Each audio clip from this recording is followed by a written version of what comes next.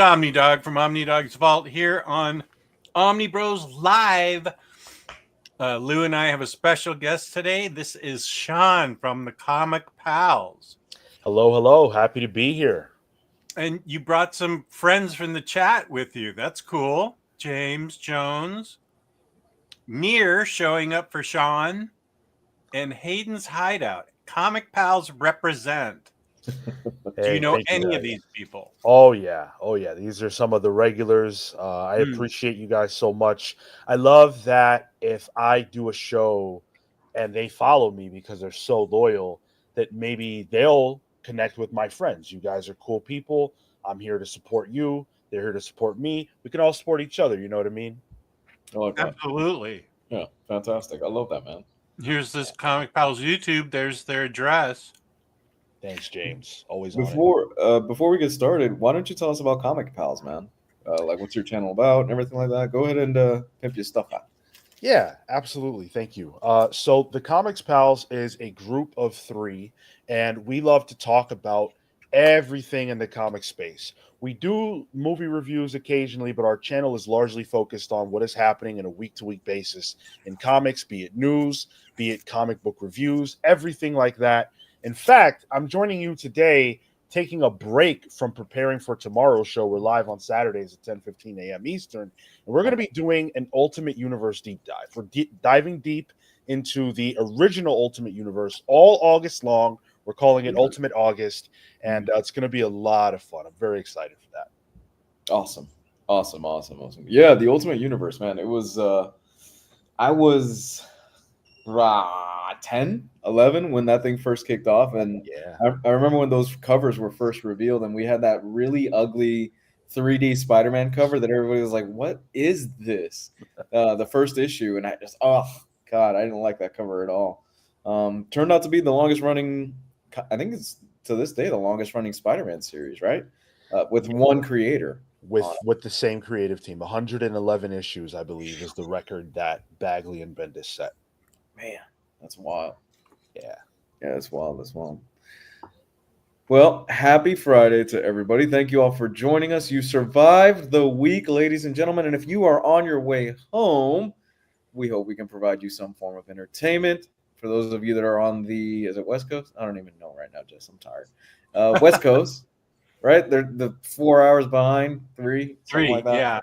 Yeah. I know math. I know time.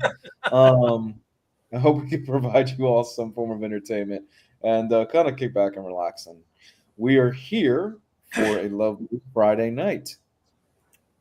I was telling Sean in the green room that I'm now down to eating Pop-Tarts and Diet Coke for dinner with Patty gone for 2 weeks.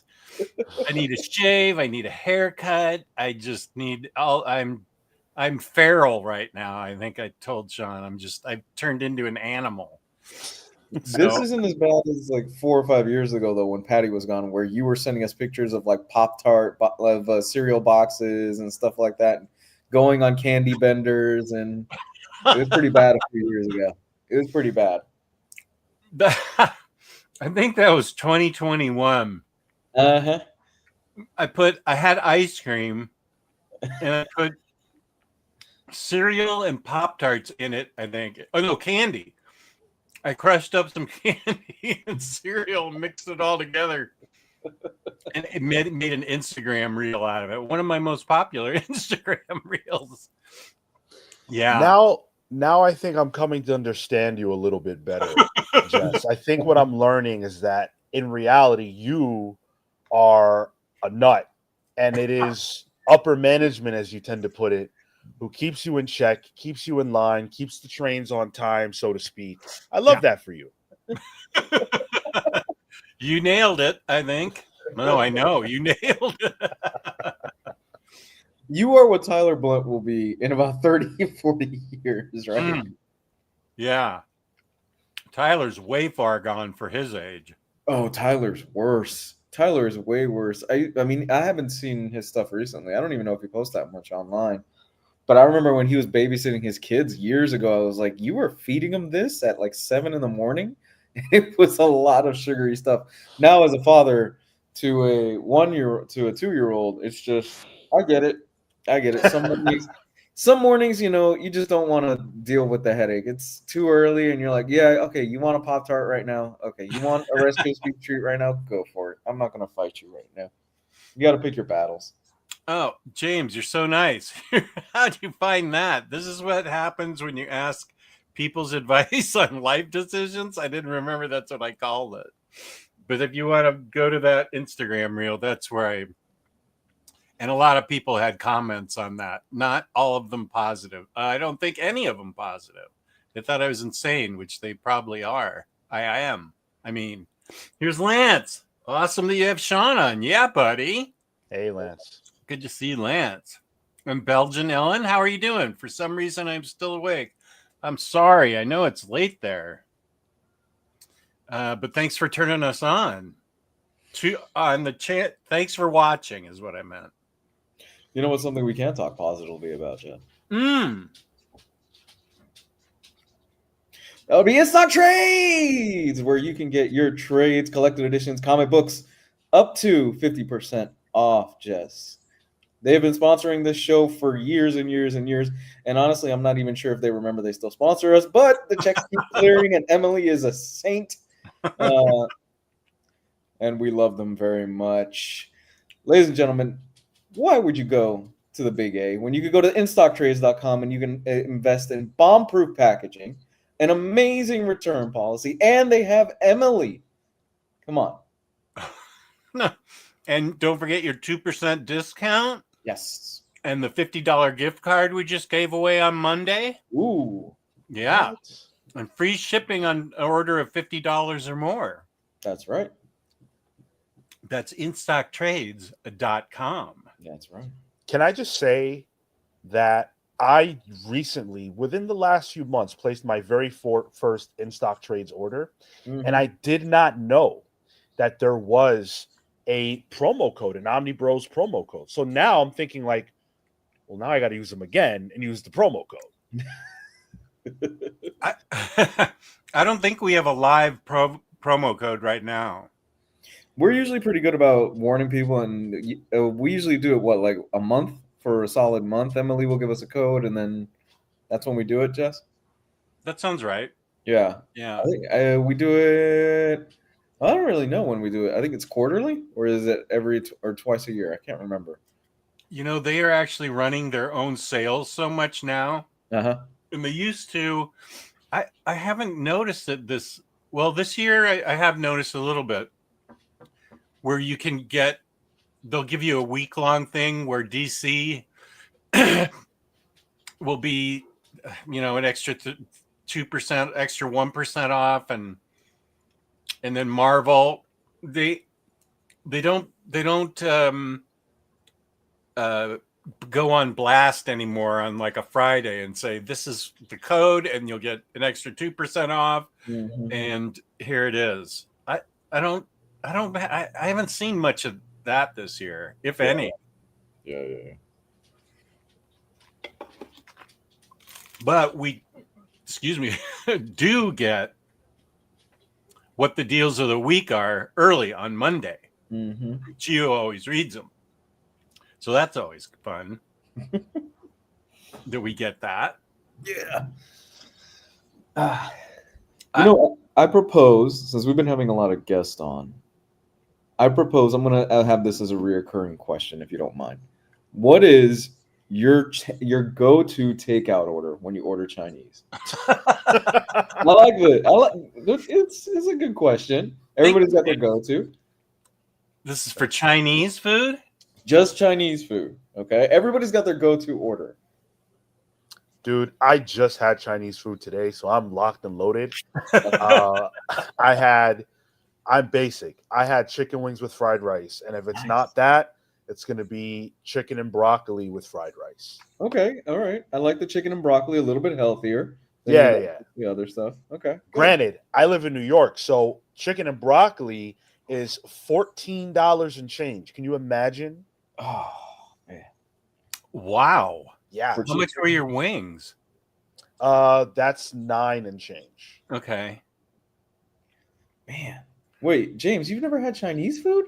No. James. Where's that? It just posted it. How? Wow. He's going like this. How? Really? Are you not are you not a are you afraid to, or you just never wanted it? You don't trust the Chinese, maybe? I don't know. He's afraid of fried rice. He's afraid of the fried rice. Hayden's Hideout gets honey chicken. Here's Kenny. How's it? Whoop. There's Kenny. How's it going? Good to see you here. You live in a small town. Oh, dude, but come on. There's got to be at least somewhere around there. Maybe a Panda Express or something? Oh, Come on. Even though it's not really Chinese food, it's, William Lee is here. Good to see you. Our New Zealand Kiwi friend, Samantha's here. Good to see you, Samantha. Hello. Phenomenal AC. Great to see the Comics Pals crossing over another one of my favorite channels. Yes, Appreciate 2 compliments in one. Thanks, man. Thank you. Actually, here's Jewish Dragons. Good to see you.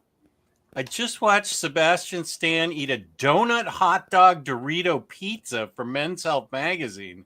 Men's Health. Terrible.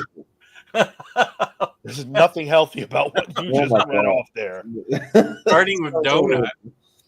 That sounds horrible. No, That's definitely something a young man would try. well, so he's not as young as you would think anymore. He's in his 40s now. Oh, right? is he? Sure. He's got to be. I guess you're right. He was in phase 1 of the MCU. I think it was like in the 4th MCU movie? 3rd, maybe? Was that Winter Soldier? No, even before that, dude. He was in the first Captain America movie. He was Bucky. Oh, that's right. Oh, I forgot about that. Yeah, I even read an article probably about a month ago where he was saying it's really tough for him to get into Winter Soldier shape now that he's a little bit older. I mean, it's been at Oh. least 15 years, right? Or 10, yeah, 15 years. Yeah. Easy. Yeah. So he's like, Hard yeah, to it's- get into the costume or hard to get into the role? no, just the shape, just to get into that Oh. physical shape that he Yeah. was in before. And I've noticed that it seems like Marvel's kind of starting to cut away from how they would always have the one scene where it's like, oh, we've got the actor who's shredded and he's got the abs showing and everything. I don't think we've seen that in a while for the Marvel movies. I haven't seen Fantastic Four yet, but It doesn't happen. It's not in there. I don't think we see anybody shredded in Multiverse of Madness. Nope. Thor, the last Thor movie was probably the one that, of my recollection. But it's Chris Hemsworth, and Chris Hemsworth goes on that cycle, and it's like, yeah, of course, he gets fucking huge. Well, even I want to see him. I mean, yeah, Yes. sure. I don't have a go-to Chinese order because the 2 places closest to us, I got food poisoning from both of them. Ooh. Oh, So we rarely get Chinese food. We had, let's see, there is a really good one now that DoorDash exists. We can, because it's half an hour away and we don't feel like driving, but it's actually really high quality, really good Chinese food. But we always get something different, like beef broccoli or lemon chicken, something like that. My wife loves green beans, so we get green beans a lot of times, or those lettuce cups with the chopped up stuff in them. You make a little lettuce taco out of it and eat it. I can't think of what those things are called. We always get those. Oh, okay, good. Crispy chicken. Oh, with Szechuan peppers. Nice. That's a good one. okay, Rami, I see you. Us Chinese are everywhere. Okay, William Lee. Absolutely right. I love the fact. Did you guys see Sinners, the movie Sinners? Yeah. They were in the mix. I loved it. Yeah, I love that movie. It's my favorite film this year. I've seen it now 3 times, and I just get more out of it every single time I watch it. Absolutely. That's what my daughter said. She and I saw it once, and she went back like 6 times, as much as she had seen Mulan. She and I saw Mulan in the theater 7 times, and I'm like, "What? I understand going back once or twice, but what are you getting out of it at like 7 viewings?" And these are not like a week between. They're like next day, she goes. And she said it feels like immersive art. And I was like, wow, that's a good way to put it. Wait, man, what I'm excited for is Weapons next week. I can't wait. I'm What's gonna that? go see that. Yeah, I got my ticket. Me You too. already got your Opening night. ticket? What's this movie about? Weapons is so I've got my ticket for opening night, and I might have already tasted a bit of the script because I have read some of it. You can find it online if you search hard enough. Oh, I don't get deep enough where it reveals anything huge because I'm like, I want to save the surprise. But the general gist is that one night in this small town at 2:17 in the morning, all of these kids, except for one kid in this specific classroom, go missing. They just run out of their room, out of their house, and you can see it through the ring cameras and like through the security cameras, and they're all running down the street, and they all have this weird pose, and they just disappear. And the mystery is what happened to those kids at that time. wow. Yeah. That sounds amazing. It's got a great hook, and it's by the guy that did Barbarians. I love Oh, Awesome movie, dude. Oh my god, I that love movie it. haunts me to this day. It's the same guy. I can't wait for next week. Oh, that's amazing. Barbarian and Long Legs both still haunt me.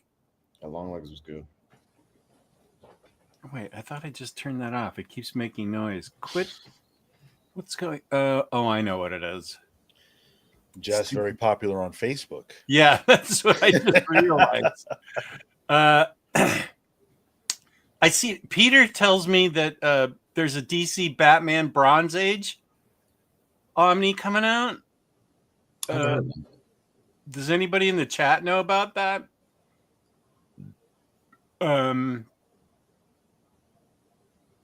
I don't know. I just looked at it real quick. No, here's his cheat day. That's what he does on a cheat day? Ugh. Okay. Had Chinese food last week.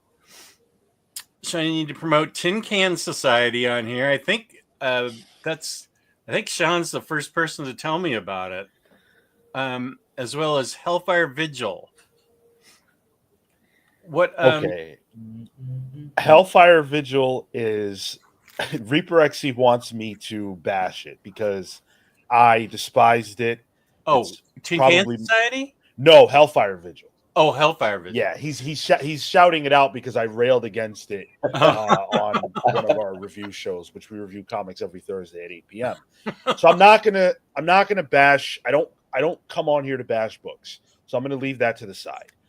What I will say is that I can think of a lot of things you could do with your $8.99 that would be better than mine. I'll say that. One of the things you could do that would be better is you could buy Tin Can Society. It is an Image comic coming from Giant Generator, which is Rick Remender's publishing house over there. It's got an incredible hook, which is very simple. What if a genius created a suit of armor in order to overcome a physical disability? It's a story about a man who has no ability to walk. He lost the ability to use his legs, but he is so smart that he creates mechanical robotic legs for him to use. And so he decides, why don't I just create a whole suit of armor out of this? And he becomes that world's first superhero. That's cool. Then he dies.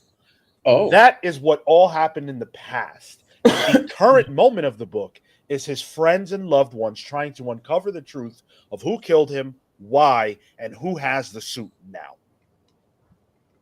so I'm assuming somebody is in the suit at this time Yes. because somebody's got it.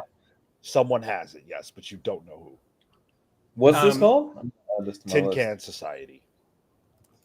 It's an incredible series. Okay. How is it still ongoing or is it stopped?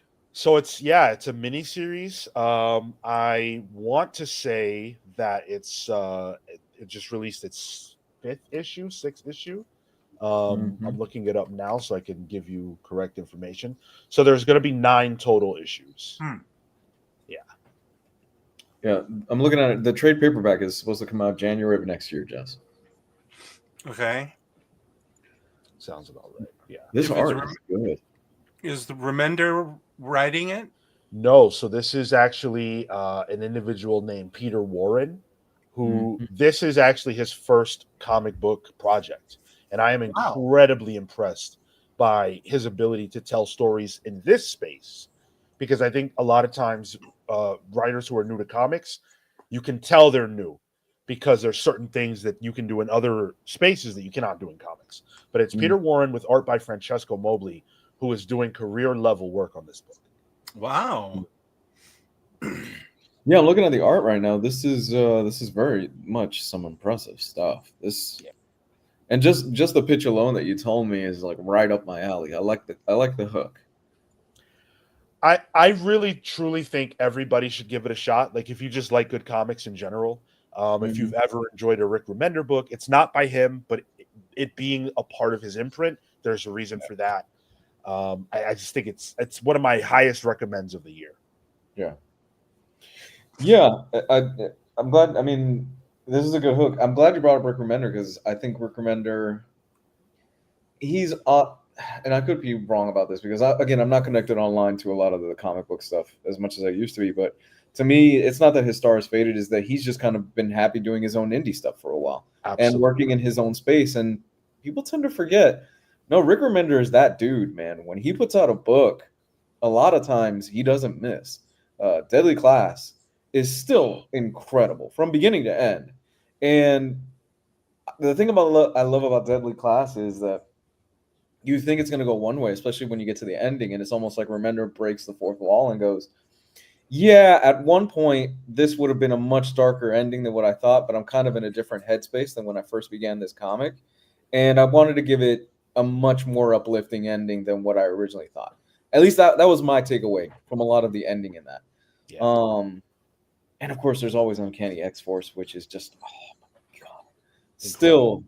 still my favorite X-Men story of all time. We have very similar taste, apparently, Mhm. because Rick Remender is in my top 3 writers. Uncanny X Force is my favorite X-Men story as well. Yeah, So you're speaking my language. Deadly Class was formative for me. yeah, yeah. It took a while to get to the ending, but I think now that it's all collected and done, the wait was worth it because it's very clearly Remender was at one point in his life at the beginning of it, and then towards the end of that series, when he wraps it up, it's like, oh, you're at a different. Seems like you're in a much better place than when this first began. Okay. I like that take. It's interesting. Chat OmniDog, where have you been? Hey, Justin Lou, long time. Just wanted to say a quick hi. I love and miss you guys. And Sean, I saw you on upcoming August Marvel books with Omar a week or so ago. You have great takes. Thank you, sir. Appreciate you. Chat OmniDog, we're back to giving away the gift card on the last Monday of the month. So I expect to see you at least once a month on that giveaway. Because we do miss you. You're the first one that started the the OmniDog parody names. So so chat, please come back at least the last Monday of the month. Izzy's issues always showing up to support my pal Sean. Hey, Izzy, good to see you, buddy. What up? Sinners is amazing, but my favorite film of the year is Superman. It's great. It's Fair really enough. Sinners is amazing, and I kind of agree so far. But I still need to see Fantastic Four. You're gonna like it. You're gonna enjoy it. It's fun. Yeah, I'm excited for it. I need to see Superman 95 more times. Reaper, why are you asking this? You live in Australia. Maryland drivers are the worst drivers on the Eastern Seaboard, except for Boston. Maryland as a state is insane. So when we drive through it as Virginia residents, I'm like, Patty, look everywhere you can, all the time, everywhere until we get through this state and get to Pennsylvania. Oh, Izzy knows exactly what's going on. Izzy, are you from Virginia? Because that's exactly right. When you see somebody driving crazy in Virginia, you look, it's a Maryland license plate. I mean, if you've seen the Virginia barbecue, you kind of know Oh, that you shut have to. up. That's not real. You are awful. I keep bringing that up because like That's such a ridiculous picture. Here's Pope Romero. No photo. I like, I like that. For stream. Pope, good to see you. Last time I checked, Weapons had 100% critic score on Rotten Tomatoes. Yeah. No. Yeah. It's so the script for this was apparently when it was first pitched, it was sold within I want to say it was sold within about 24 hours. And there was a bidding war on the script. Jordan Peele was apparently one of the ones that was bidding on it. And if I read this right, because it's been a while since I've read this, he fired somebody on his team because they couldn't get the script. Oh, wow. I read that too. Yeah, they couldn't get the rights to the script. The rumor is he ended up firing somebody on his team because he really wanted the rights to this script and he couldn't get it. Whoa. And who? Oh, yeah, it's by the Barbarian guy. Is there anybody like well, this is a small group, an actor I would recognize? I know I really only know actors from the 70s and 80s. So, And Josh Brolin is in this. Okay, I know him. Wong, the actor who plays Wong, is in this. The Doctor Strange Wong guy. Okay, yeah, he's in this. The person that's Silver Surfer in the new Fantastic Four movie, she's a teacher in this. Oh yeah. From the classroom. Yeah. I really want to see her as Silver Surfer. She looks cool. I gotta see that movie soon. I liked her. I liked her in the movie as Silver Surfer. What's her name again in the movie? What? Not Norin Rad, obviously. Yeah. So what is it? Shalabal. There you go. Shalabao. Okay, cool. Yeah.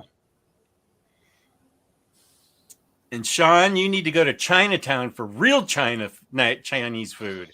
Also, it's cheaper too at most places. And apparently, William Lee is Chinese. So, William Lee, let me tell you something. I am a fraud because I eat Chinese food constantly, but it is the most American Chinese food. I'm not eating, wonton soup. I'm not eating, General Tso's chicken. None of that. Chicken wings, broccoli, rice. That's it. You're a fraud. I'm a fraud. William Lee, do you live in New York City? And that's New York's Chinatown you're referring to? Just checked and it still has 100% critic score. Nice. I want to see the new Naked Gun. The reviews have been great for it.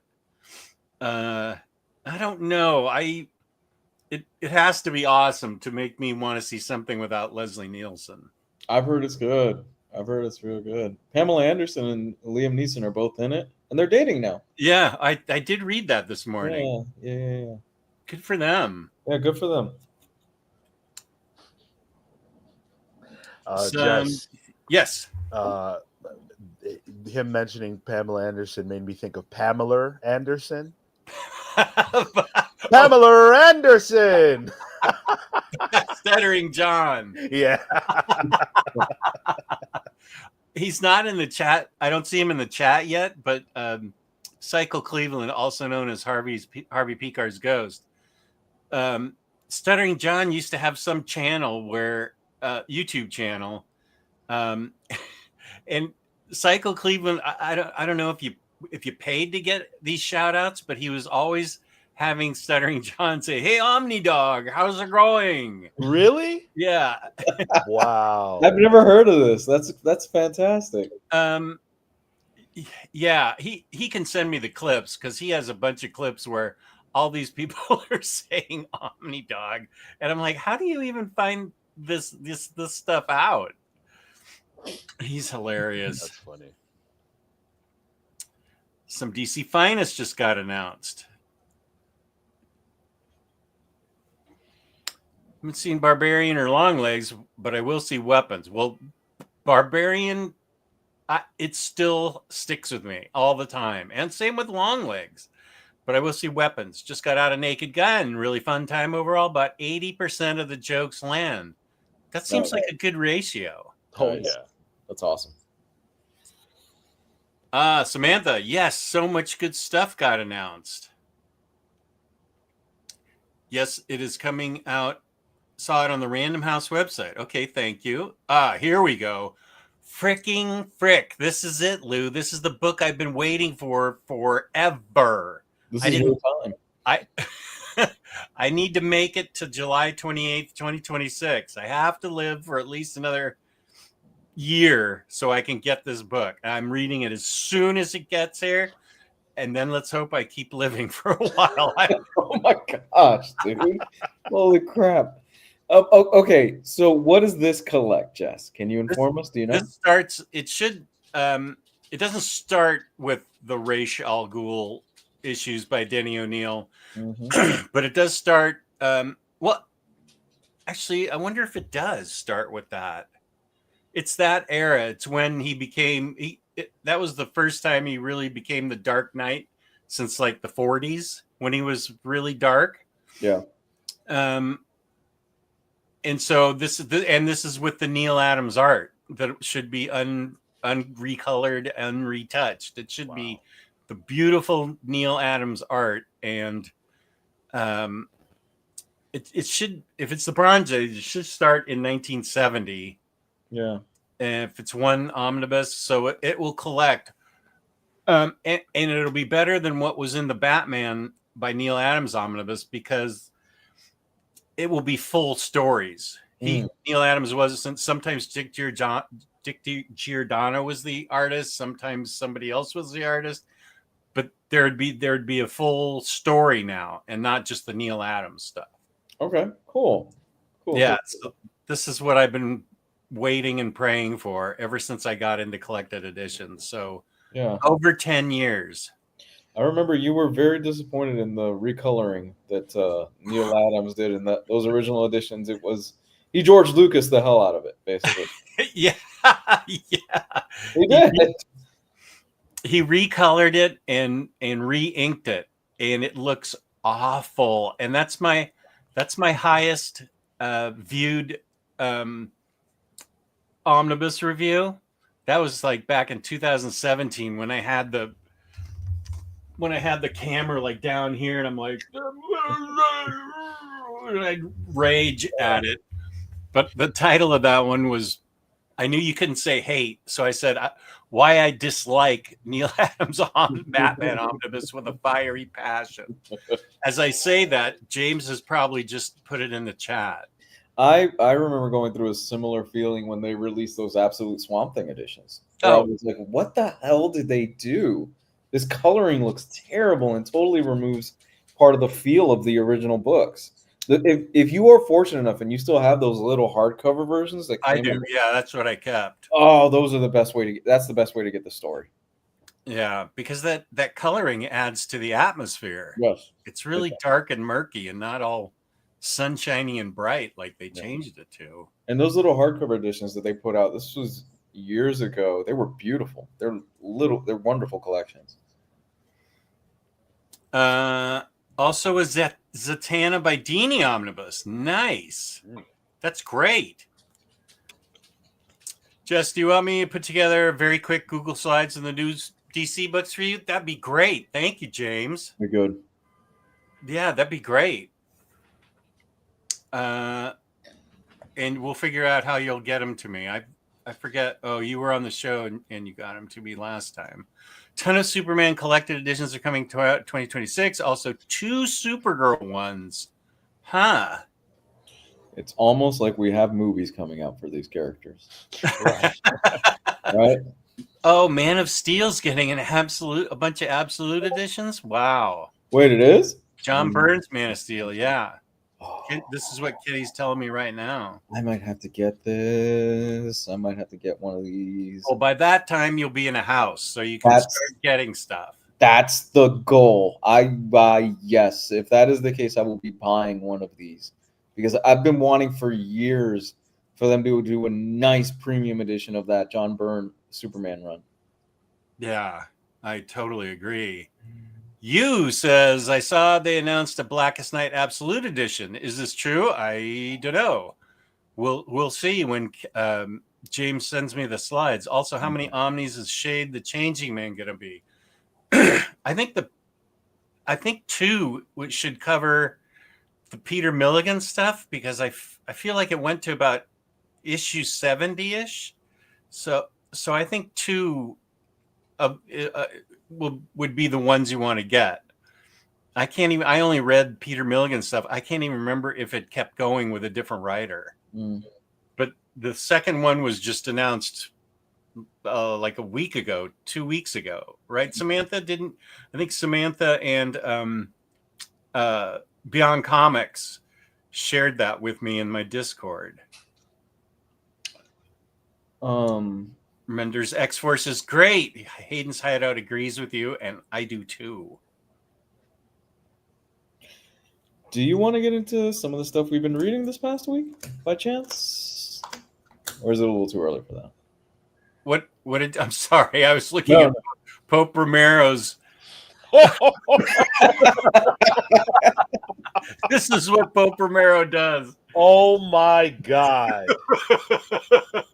Oh my God. I am just amazed he got the shape. Like, it fits. Your face fits in there perfectly. I am stunned right now. First of all, do not let the regulars of my channel see that. I don't need that circulating.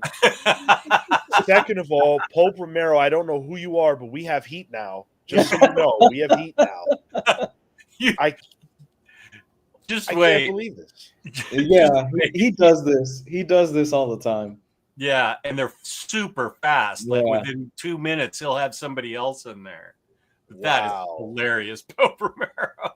Were you waiting on me? Did you have that in the tuck? Like, did you do that now? Like, here he is again with me and weapons. Is that who's that in the back? That's us. That's us. The 3 of us. Oh, it's the 3 of us. Okay. Yeah. Oh my goodness, Pope. He's in the zone now. He's gonna start pumping them out. Yeah. All kidding aside, that's fun. That's fun. Sean convinced me to get Uncanny X-Force by Rick Remender, and I loved every moment of it. Good work, Sean. And I'm glad you liked it, Rami. I love that book. That was one of my first. That was one of my first Marvel Omnis, Uncanny X-Force. New Silver Surfers and Weapons, right? Planning to see Eddington on Sunday. Awesome. I already knew it was American Chinese when you said chicken wings. That's the dead giveaway. Hey, Puerto Rican Chinese food has chicken wings in it too. So that is true. That is. Are you, Lou? Are you Puerto Rican? Yes, sir. Oh, yes, okay, sir. cool. I'm Dominican. Oh, cool. Yeah. William Lee's from New York City too. Brooklyn. Whoa, nice. Absolutely. Liam Neeson is very funny in the new Naked Gun and funny in general. That's good. Oh no. Cine, good to see you. The new Naked Gun is pretty fun. I went in with low expectations. My expectations are going to be way low. So, don't think I've ever been more disappointed in a movie. Longlegs sure had a great marketing team. Oh wow. I love Longlegs. I really dug it. That and Barbarian I saw in the same weekend. And man, they are still in my head. I'm sorry you didn't like it, Kyle, but wow. I was amazed that when I saw Longlegs, how many of the devils I missed in the background.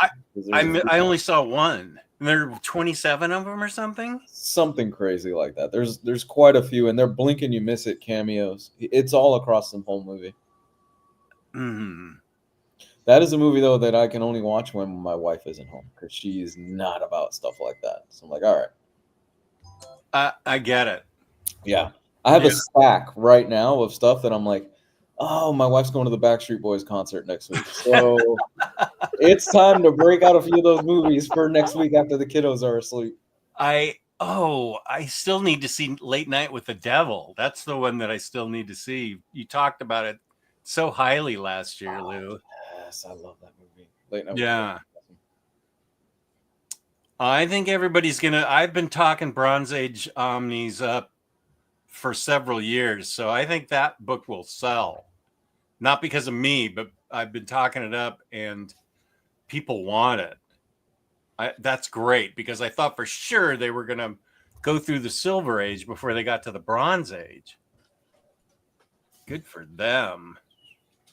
No concept. Splitting Taylor's Nightwing run into 2 Omnis is criminal, and I'll buy the second volume. Yeah, you will. It's great. How many issues was that run? Because he was on it for a while. Pretty long. I think there's 7 standard hardcovers, so that's definitely 2 volumes. Yeah, you get 2 volumes out of that. Yeah, and it's great. That's some of my favorite Nightwing. Here it is. Thank you, James. Why I dislike Neil Adams' Batman Omnibus with a fiery passion. As a matter of fact, if you Google Neil Adams Omnibus, I usually am the 3rd thing that shows up in the Google search. So you know what that means is that before he died, he saw your video critiquing his Omnibus. And on his deathbed, he was probably like, "Curse you, Omnidog," and then just went out. Beer on it? Sorry? Oh no. Okay. I did not root beer it, but I lost it. I had a flood in 2017 and I lost it and I didn't replace it. So what he means is he used part of that book to dry up part of the flood. Like, oh, there's some water left over here. Let me just throw this Omnibus on it to soak it up for a while. It's funny, the stuff that I lost now with all the stuff Marvel's, because I lost a ton of Marvel stuff that was really hard to find, like those New Mutants trade paperbacks and the X Factor trade paperbacks. Those took me forever to find at cover price because they were so out of print. Yeah. And now Marvel's, just regularly putting out that kind of stuff. And I don't think I lost too much DC stuff. It was mostly Marvel, but it was on the bottom shelf. So that's where I lost the stuff. Yeah. So I'm glad everybody's DC and Marvel are putting all this stuff out, especially DC.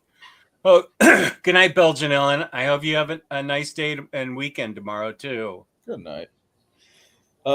Jess, this is on occasion a comic book show. Do you mind if we talk about some reads tonight? Yeah, I'll look for the link and you guys talk about what you've been reading. Sure. Okay, I'll let our guest go first tonight. Okay, well, as I mentioned earlier, I am prepping for the Ultimate August deep dive on my channel. So I've been reading all kinds of Ultimate books. I've most recently been reading Ultimate Spider-Man and Ultimate X-Men. They're not new to me. I read them, when I was a kid, as they were coming out, and in trade for the stuff that I had missed.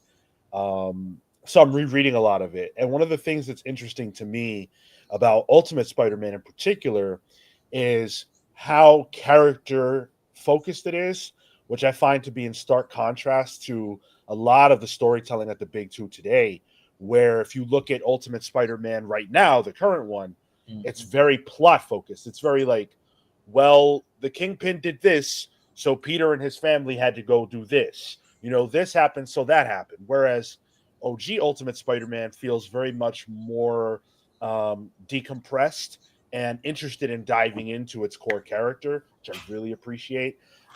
It feels fresh somehow, even today. There are some oldisms, like Bendis trying to use language that was time. It comes off super corny.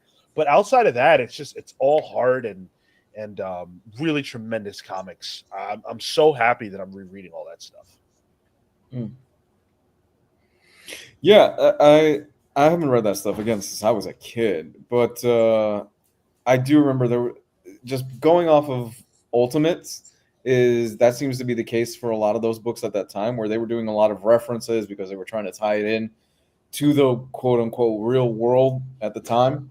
So I think there's a phrase like Tony Stark in Ultimates, he makes a reference to Paris Hilton or something like that. I'm like, oh yeah, that feels dated. That feels really dated. But a lot of that Ultimate stuff was really, really good at the time, and it just again, I haven't read a lot of it since it first came out, but then it felt like it kind of petered out a little bit as it went on, and you just started seeing people lose interest in a lot of the books. And the only book that really stuck around throughout that whole thing was Ultimate Spider-Man at the time, and it got to the point where everybody kept saying, "Yeah, the main Spider-Man book isn't that good, but Ultimate Spider-Man, you need to keep reading Ultimate Spider-Man," because it kept its consistency fairly throughout the whole thing. Yeah, I think that's fair to say. It definitely was consistent, and it just felt fresh. I think mainline Spider-Man in the 2000s, because I came in during the JMS era, and I loved all that stuff that J. Michael Straczynski did with the character. But he was married and he was older, and so for me as a teenager, there wasn't a lot there to relate to.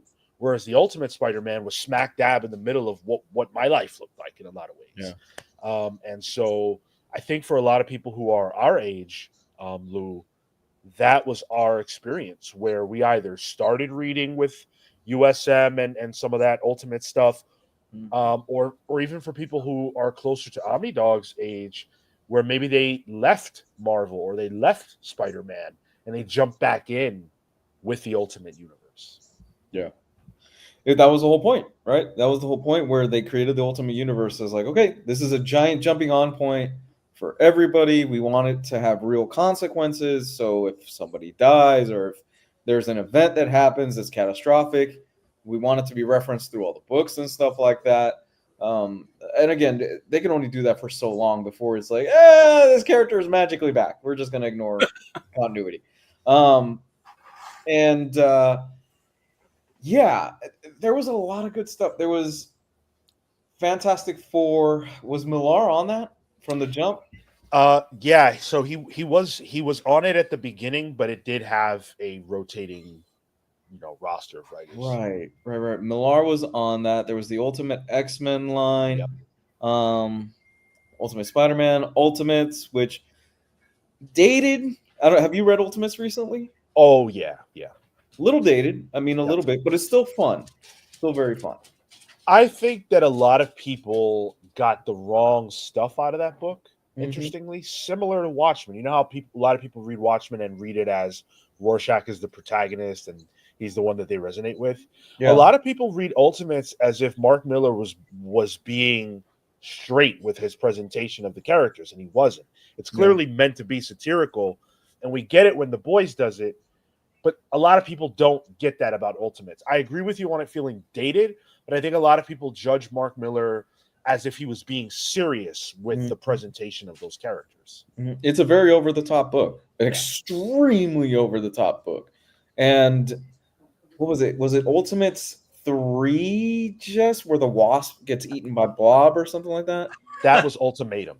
I think everything bad happened in this book. Horrible. Why did you have that on hand? Wait, have you been reading Ultimatum? Why do you have that? It's back when I was collecting I have Ultimate Fantastic Four here, Ultimate Spider-Man, Ultimate X-Men, and then I have I'm missing one Ultimate book. I have Ultimate Marvel Team Up, Ultimate Galactus Trilogy, and then I thought I had heard this was like the end and everything getting wrapped up.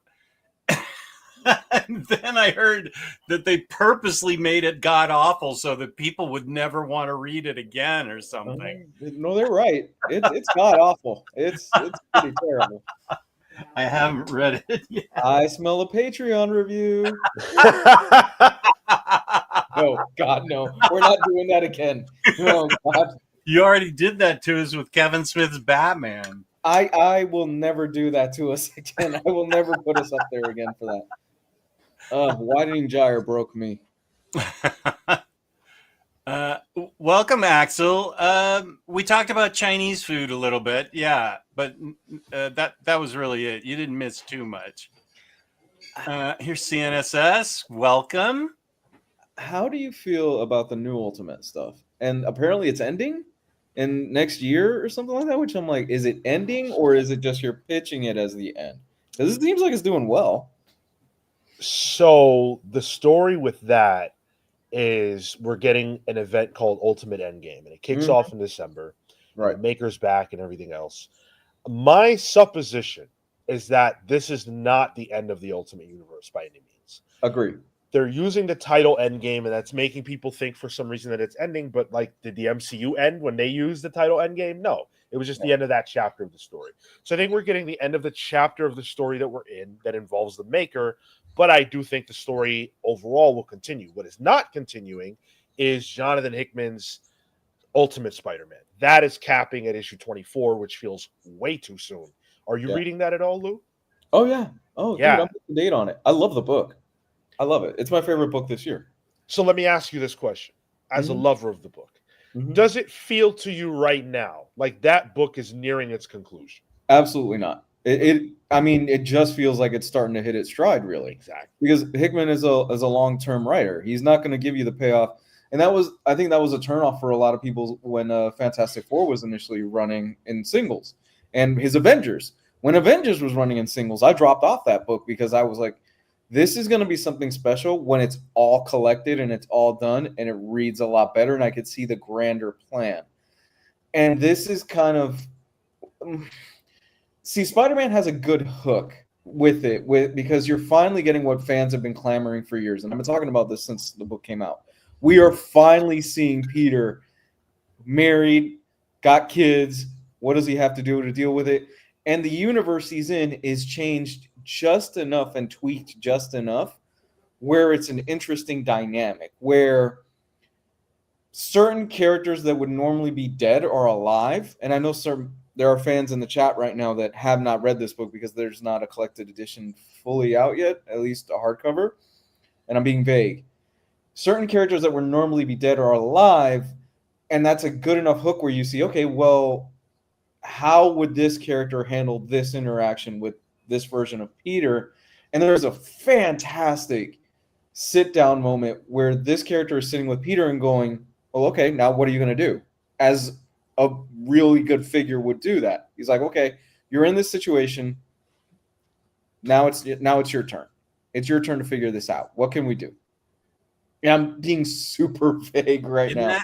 In that alternate universe, do the Chinese restaurants still have chicken wings? They better.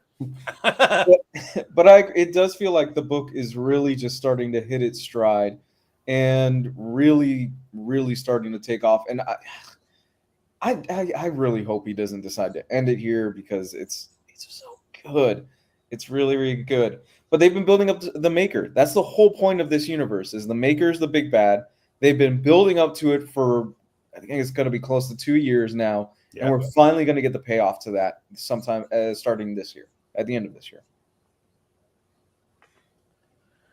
I am excited, cautiously optimistic for Endgame. Dennis Camp, great writer, one of the best writers working in comics today. Jonah Sharf, tremendous artist.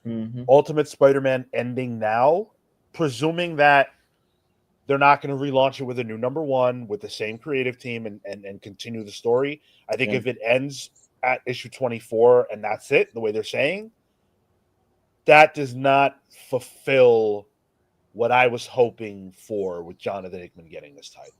Yeah. And 24 issues sounds really short for Hickman because Hickman's a long-term guy. I mean, you think about his Fantastic Four run went, 70, 60 issues? That was years and years, yeah. Yeah? Same with his Avengers, Avengers, years and years, yeah.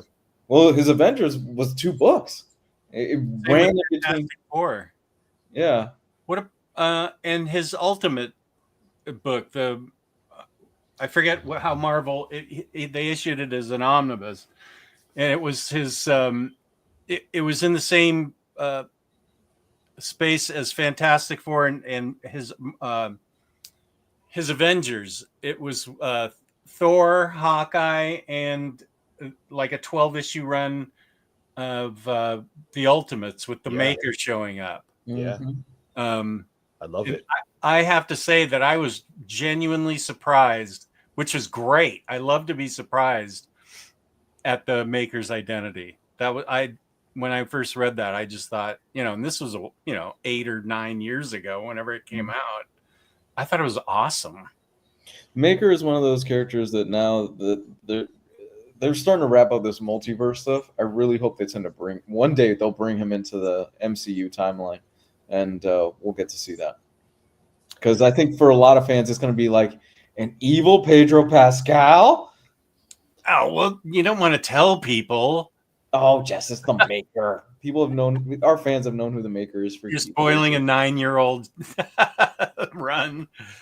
I would love to see. I believe his name is Miles Teller, who played Reed Richards in the Fan Four Stick movie. I would love to see him take a turn at that role. Great. Oh, as the Maker? That sounds good. That movie was horrible, but yeah, he's a great actor. They could bring him back, and it's like, oh my god, this dude from the shitty movies come back. And I could see him with the messed up head, with the fucked up dome, and really angry and bitter. I can see that. Nobody saw my movie. Let's see. I think this is for Nightwing, but they're putting. I think his Teen Titans I just saw a couple days ago is getting its own omnibus. I didn't think it was with Nightwing. Tom Taylor's? Yeah, he also had a run of the Teen Titans, called Titans, which I didn't actually I spaced on and never picked it up, but I feel like I saw it just a couple days ago that he was getting the Titans was getting its own volume. I don't know. I remember reading the first issue of that, and again, I'm in the same boat as you. I didn't keep going with it for some reason. Yeah, I'll definitely still buy it. Mm-hmm. I just picked up the Rise and Fall of the Batman Omnibus and the IST restock. What's the consensus on that material? A+. A+. It's like James Tynion got to have his own version of the X-Men and just played with the characters, and it's the best Batwoman book you're going to read outside of the Rucka J.H. Williams one. She's the star, and so's Clayface, which is such an odd thing, but I love that book. I'd like to read it again, as a matter of fact. Before I get out of here, because I got to go pretty soon. I have a work event tomorrow that I have to be at. I finished reading, and this was a Jewish Dragons. Oh. Rook Exodus. Sweet Christmas, man. This is good. Like I finally sat down and I was like, I'm going to knock out the rest of this trade paperback. I really dug this, and I've said this before. I need to dive more into the Geiger stuff. That yeah, it's the no wait, what's it called? The unnamed verse. Unnamed verse. Oh, is that the proper term? Yeah. So Rook is not actually a part of that. Rook is separate from that as a Ghost Machine property. But the unnamed verse is Geiger, Junkyard Joe, and all those characters. Okay, cool. Because this felt very much its own thing. It felt very self-contained, very separated from whatever it is that Jeff Johns is doing the other stuff. What I will say is the art on this by Jason Fabak is spectacular. He has this really great sense of scale, and everything in this book feels big, which is kind of what you want for a book that is this heavily focused on science fiction. And I talked about the first, I think it was like 2 issues, probably like a month ago. And I finally sat down this afternoon. I was like, I've got some time. I'm going to knock this out. This was extremely, extremely good. And there's a lot of world building that is done in this first issue. A lot of this feels like setup for a longer game plan that he's got. And basically it centers around this guy who he is part of this corporation, and he gets sent to this planet to help start and repopulate the planet, this new planet, because Earth has gone down the toilet. The new planet is doing well at first, and then it takes a turn south, and everything just ends up getting messed up on the new planet. And everybody that's rich is like, yeah, we're getting the hell off this planet. And they abandoned it. What's left are a few of these marauders, and they have these masks that they were originally supposed to be used to help reconstruct the planet, and it allows them to control certain animals based on the mask. And now we're introduced to these roaming factions and stuff like that. And there's this guy named Ursa who he has stolen a mask from somebody else, and now he's going around and he's killing everybody else that has one of these masks. And Jess, this is fun. This is super fun. That's great. This is peak Jeff Johns. So if you've never read a Jeff Johns comic, this is an easy introduction. And honestly, what this made me want is to just, again, dive more into what he's doing with Ghost Machine, because it's Jeff Johns, and I don't think he's doing anything else at DC right now. He's kind of moved on, and he's doing his own thing here. And that's exciting for me. And we're kind of seeing a lot of this over the last few years, where a lot of the vets, they are doing this. They're going to Image after they've broken out in Marvel or DC, and now they're just doing their own thing. Rick Remender's doing it. Ed Brubaker's doing it. Jeff Johns is now doing it. And I think we're kind of better off for it, because this is really good. Dug the hell out of that. That's a book Jewish Dragon sent us both, I think. I don't know if you got it. He sent it to me. Yeah, I think he sent us some stuff. That was one of them. It's very, very good. That heat wave you feel, it's from Ultimate August on the Comics Pals. Thank you, Hound. Appreciate you, brother. Nice. I want to co-sign everything Lou said. I won't belabor it because I think Lou illustrated what that book is really well. I just want to underscore that Lou's absolutely right. If you want big action sequences that look cool as hell but also have a lot of heart, that's the Jason Fabok, Jeff Johns connection. You know them from Justice League during the New 52. You love them from Dark Side War, Batman 3 Jokers. They've got magic, and they put all of that magic into this series. Yeah. There are certain teams that when they're together, it's like, oh, you guys you work. You just fit right in. I think obviously it's Brubaker, and it's been a long day, so I'm blanking on his name. Sean Phillips. Thank you. Brubaker and Sean Phillips, Rick Remender and Jerome Pena, and stuff like that. And it's just, there are certain groups that, man, yeah, you guys just need to work together. And I think Jason Fabok and Jeff Johns is a pair that absolutely, they just need to keep pumping out books, because it's clear that they're awesome. Chris Samney and Mark Waid. I want those two to keep working on a book. Give me something new with those two guys, because good Lord, and Daredevil stuff was fantastic. They're on Batman, what's it called? Batman and Robin Year One. That's right. Jewish Dragon. Samney's doing that? Yeah, I'm pretty sure that's Chris Samney and Wade on that. Oh, okay. Kane, is this the one you're talking about? Because that's actually Geo's. I don't know why it's mine. This is supposed to be Geo. I was shocked when I saw it. I was like, wait, that's not OmniDog. I don't know. It's probably Geo messing with us again. The next thing I read was a Jessamendation, and I started reading Birds of Prey by Kelly Thompson. Goodness gracious, man. Kelly Thompson got to be, for me, top 5 working in the industry right now. She doesn't miss. She really doesn't miss. And I keep waiting for them to recognize Kelly Thompson as one of the best in the industry. And it kind of seems like, not that she keeps getting the shaft, but it kind of seems like she's way past due for her to get something like an Avengers or something like that at this point, or a Justice League book. This is fun. This is extremely fun. And what you've got here is Black Canary, who her sister has been kidnapped, and she's on Themyscira.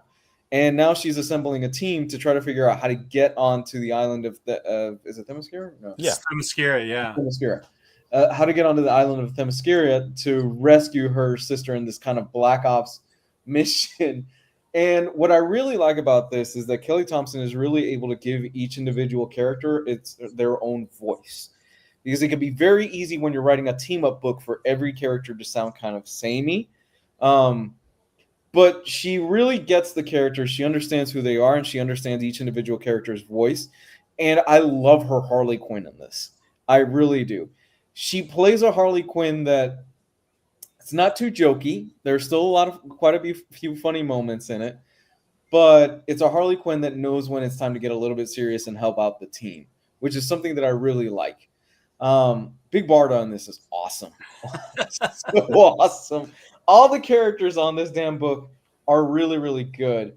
And I really appreciate her diving into the backstory of Black Canary and her sister and how that worked out and why she got kidnapped and is on the island. This is a team that, upon first inspection, I'm like, this is an interesting group. I'm not sure how this is going to work. And she makes it work. She makes it really work. It's a fun book. It really is. I don't really have much else to say other than if you're not reading this book or pretty much anything else that Kelly Thompson is doing right now, you're doing yourself a huge disservice because she's a fantastic writer. I just read volume 3. It's one of those books where I read it at the time that it comes in. Mm-hmm. And volumes 2 and 3 are really good in their own way. I love that book. It is consistently fun, funny, and dangerous, and really exciting. It's great. She's so great. Yeah, Birds of Prey really blew me away because when it was first announced and started coming out, I wasn't too familiar with Kelly Thompson. And it wasn't until we interviewed her on my channel that I started reading her work, and I was like, whoa, Birds of Prey is phenomenal. Mm-hmm. And it's good, though, that the industry is finally starting to recognize just how talented she is. She actually won an Eisner for Absolute Wonder Woman, her and Hayden Sherman and the team. So, oh, that's right. That's supposed to be all 3 of them all of, there's so many now, but the first 3, that was supposed to be the best one. That's, to me, nobody's had a bad thing to say about Absolute Wonder Woman. No, everybody raves about it. It's right up there with Ultimate Spider-Man for me. Is like one of my favorite books this year. I mean, I've talked about Absolute Wonder Woman this whole year about just how good the book is and how consistently fun it is. And my goodness, man! And if you haven't out there and you have not read her Black Widow story, oh man, great Black Widow. Oh man, and that was a book that got the legs cut out from under it because it should have gone longer, and you can tell it should have gone longer. Yeah, she gets everything cut out from under her, unfortunately. But I mean, they seem content to let Birds of Prey run. Yeah, so DC doesn't cut the legs out. That whole Wonder Woman line is really good right now. Oh yeah, I think so too. With Tom King writing regular Wonder Woman. Yes, Tom King was on regular Wonder Woman. Kelly Thompson is writing Absolute Wonder Woman. Who's writing Trinity? Is that Kelly Thompson? That's Tom King. Tom King. I haven't read that yet. I need to sit down with it. Yeah, I haven't read it yet either.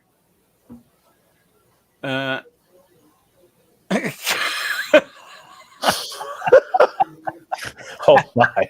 Wait, hold on. Why am I Phoenix in this? And Geo's back in there. Your face, just your face. I'm angry. Are you? I don't know. Aren't I sad that Phoenix is all dead and stuff? I can't tell what's going on in that.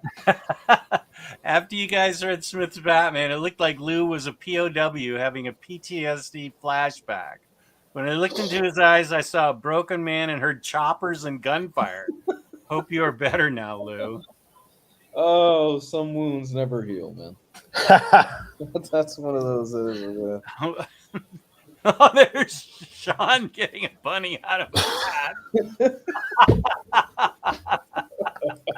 Phenomenal. That is phenomenal, Pope. Wow. I think for me, what hurt most about that Batman story, Jess, was that it was a self-inflicted wound. I shot myself in the foot, and I didn't have to. Oh wait, that's current. Jess, Titans by Tom Taylor is getting its own omnibus in 2026. Oh, so this is a different Titans that he's written that's in the second half of Nightwing? Huh, okay. Kyle really liked Fan First Stick. The last 30 minutes were a travesty, but up to that point wasn't bad at all. Very close to Ultimate Fantastic Four. Is this the one with Jessica Alba? No. Oh. He's referring to the one with Michael B. Jordan as Human Torch. Oh. Okay. I didn't see any of the first 3. Oh, I haven't seen the current one either. So Taylor's Titan is getting an Omni as well, and it'll include some Nightwing issues because the run is so short. It'll double dip with the Nightwing Volume 2 Omni. Okay. Thank you, No Concept. Appreciate that. Okay, good. I'm looking forward to reading Titans. Double dip with the Nightwing Volume 2. Okay. I think that's right, Jess. It's going to be Titans, but Nightwing issues 101 through 104 in it. My bad. I don't know if it's your bad, Atomic Hound, because no Concept is saying, and Kenny are saying, it's getting they're both getting published. Nightwing Volume 2 has Titans in it, and so does its own book. Jess, I gotta get going because Okay. work event tomorrow, so I gotta go to sleep soon. Guys, thank you all for having me. Sean, it's been a pleasure. Thank you, man. Absolutely. Great to meet you. You too, man. I'm looking forward to if you jump back on here again, let me know. I would love to. Yeah. Jess, night, man. Peace and love, dude. Take care. Good night. But also, Justice League and Teen Titans Bronze Age Omnibus is getting a new edition in 2026. Okay. Taylor's Night, yeah, split into two 20-issue Omnis. That's wow. That's kind of cheesy. That's not cool. 20 issues. That's like an oversized hardcover. Well, it sounds like they're adding supplemental issues from Teen Titans to back it up. That's true. Yeah. Okay. That makes sense. Just picked up Phenomenal. Just picked up Infinite Crisis. Batman by Morrison, volumes 2 and 3. And Spider-Man volumes 4, 5, and 6 today. Wow. Ooh. You went hard today. Those are some great pickups. Yeah. Here's Javi. Good to have you here. Got a drop. Need to go clean up the scuba gear for a deep dive tomorrow. Okay.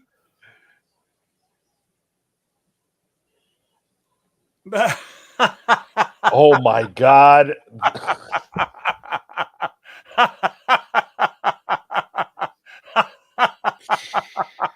I'm sorry Lou missed this one. Wow. Incredible. Yeah, that avatar is Geo's. I don't know how it showed up for me because I've used it on OmniBros before and it's just been the little dog face. Hey, funny. Derek, good to see you. Yeah. Kelly Thompson, Birds of Prey joins the show. The Comic Pals episode 338. We were lucky enough to have her on. You did have her on. Guest. Yeah. And that was, when was that? How long ago was that? It was sometime last year. And did you have her on live or did you record it? We had her on live, yeah. She was great. The audience was great with her. It was fantastic. Oh, that's wonderful to hear. Because I heard she's really kind of shy. She is shy. She doesn't get on camera. She doesn't go to comic book events like Comic-Con. She doesn't go to those. But she is very honest and open. And that's my favorite thing about when I get to interview a creator is when they're willing to just shoot and talk. And she was very honest. She wasn't on camera for you guys. No. Okay. She is. Yeah, she definitely wants her privacy. Okay. Well, you know what? The truth is she's talked a lot about abuse that she's, received and seen others receive online. And she just doesn't want to expose herself to that stuff. Wow. No, I get it. That's awful. Yeah. Is she as good or better than Simone?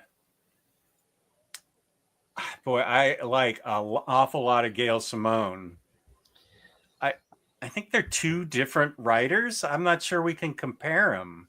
They're both tremendous. I think, comparing writers in that way is kind of tough and on some level reductive. Yeah. I think it's better to discuss the fact that, hey, they are both they're both awesome at what they do. Okay, I just realized that I have to go up and take my pills. Oh, Them down. I'll bring them down with me. going on a journey. Go up with me. All right. Oh, here's AS. Welcome. Good to have you.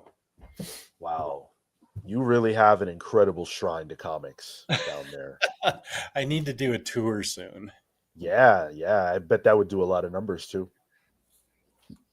Yeah, it's completely different than my old setup. Okay, I'll just grab these and take them back downstairs.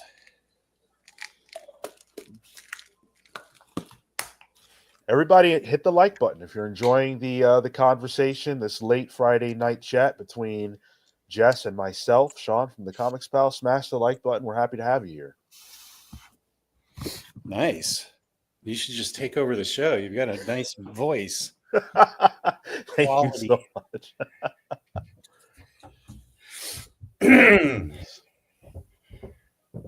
Yeah, she has Kelly Thompson has a lot that she got kicked out. I remember West Coast Avengers was really great. That was only like 12 issues. Mhm. It was all of the Marvel stuff. Black Widow. What other stuff did she write? She did Captain Marvel, of course. Oh yeah, that was the longest thing she ever got to do. Rogue and Gambit. Oh yeah, that was so great, Mr. and Yeah. Mrs. X. Yeah. That was short also. Yeah, and she kind of, in her way, has alluded to the fact that, you know, there are some things she wished could have gone better during her Marvel tenure, which isn't, I mean, if you're a fan of her work, I'm sure you have the same sentiment, you know. Yeah. Her time at DC has been more fruitful, I think. Oh, okay, good. Well, thank you, Kenny. Phenomenal also put in his pre-order for Tom King's Batman Omnibus per your recommendation, Jess. I love that book. I know that some people feel like it's got its ups and downs. I felt like it was fun all the way through. It got especially strong in the middle, but I'm pretty sure you should like it, AC. I'll take the hit if you don't. I'm willing to own my mistakes, but boy, I sure liked it. I very recently finished that series. And it was a mixed bag for me. It was a mixed bag for me. I thought it started off really strong. For me, it petered off when the wedding didn't happen. Oh, yeah. I think that's where a lot of people feel the same way. Yeah. But Samantha from New Zealand, we were talking in Discord, and she said, I'm halfway through this. When is it supposed to get bad? And I'm like, I don't think it gets bad at any spot. And she finished it, and she said, I loved all of that. I didn't. So, you know, different people, we all have different opinions. So I hope Phenomenal feels good about it since I recommend it. Oh yeah, especially since he put his money behind it. He better love it. Yeah. Comics Pals have some great interviews. I was pissed off when I heard they didn't get their press passes for NYCC. Yeah, that is an unfortunate development. We were rejected for press passes for New York Comic Con. I've gotten press the last few years. We all have. And so this was the first year in a while we were rejected for that, which is weird because we're bigger than ever. But the sad thing is that a lot of the people who do get press don't necessarily use it to interview creators at Artist Alley and, you know, bring creator interviews and news to the people on YouTube. And that was what we did best at Comic-Con. So will we still be there? Fingers crossed. We'll see. We need to get you to Heroes Con. I would love to. Do they do press? Yeah, they do. Yes. I didn't that was one of the mistakes. I made several mistakes this year at Heroes Con, but I bought the VIP package because it gave you early entrance. And I had a list of the people that I wanted to see like immediately. So we got in at like 9 when the regular crowd was getting in at 10. And I wanted to see Adam Hughes. He was still driving from Atlanta to get to the con and didn't show up till like 2. Michael and Laura Allred, their plane was late, but I got to see him in the lobby around 2:30. That was cool, but he didn't get there till 2:30. Jenny Verson, she wasn't showing up till 11. And Amanda Connor and Jimmy Palmiotti, I did get to talk to. Nice. But that VIP thing didn't, I mean, it was a waste for me to get in there early because none of the artists and writers showed up till like 11. And I don't blame them. That's the tough thing about these cons is that even like you have VIP, they don't. They've got to fly, drive, however they get there and wade through crowds and everything else. So unless you're a really early bird and things go your way as the creator, you're not even going to be there for your fans who get in early. So, yeah. So next year or next time I go, I'm going to get a press pass and I'll follow Very Fine Conditions lead on that because that's what he did. Between DC and Marvel, May of 2026 is going to be expensive. $800 at least just for that month. Whoa. Ooh. Wow. What's on your pull list? Yeah, we'll have to. James sent me the releases, so we'll have to look at May. Yeah. Yeah, definitely check out her Black Widow and her. Her West Coast Avengers is in the Gwenpool Omni, and then Captain Marvel and Birds of Prey is great. Yeah. Absolute Wonder Woman. Am I missing anyone? I feel. I would love to shout out something a little lower key that she did, which was in the G.I. Joe space, the Energon space. She did the Scarlet mini, which I believe was 5 issues. It was very good. Very, very good. You don't need to be a G.I. Joe fan to enjoy it. I am not a G.I. Joe fan, but I love all the Energon books, and that one in particular was a standout. No, yeah, I just mentioned it, James. We'll get to it in 1 second. I appreciated it. You haven't steered me wrong yet, Jess. I know you're just as excited as I am about the upcoming Bronze Age Batman Omnibus. Yes. I'm glad I haven't steered you wrong. I think the VIP is to get in early to buy up all the convention exclusive covers, then flip. Well, I totally missed out on that. I didn't buy any convention exclusive covers. I bought a San Diego cover from Palmiotti and Connor, but I didn't buy in. I didn't even know there were convention exclusive covers, and I'm not going to flip anything. That's ridiculous. Yeah. Okay, let's see what he has now. My wife, my son, and I are hoping to go to Heroes Con next year. Wow. That's good stuff. Actually, that fits really well. Good job, yeah. Pope. Pope, we need you on my channel. I want to see these for the Comics Pals. It's funny stuff. Yeah, you can. He's going on a deep dive tomorrow and all of August. Ultimate August.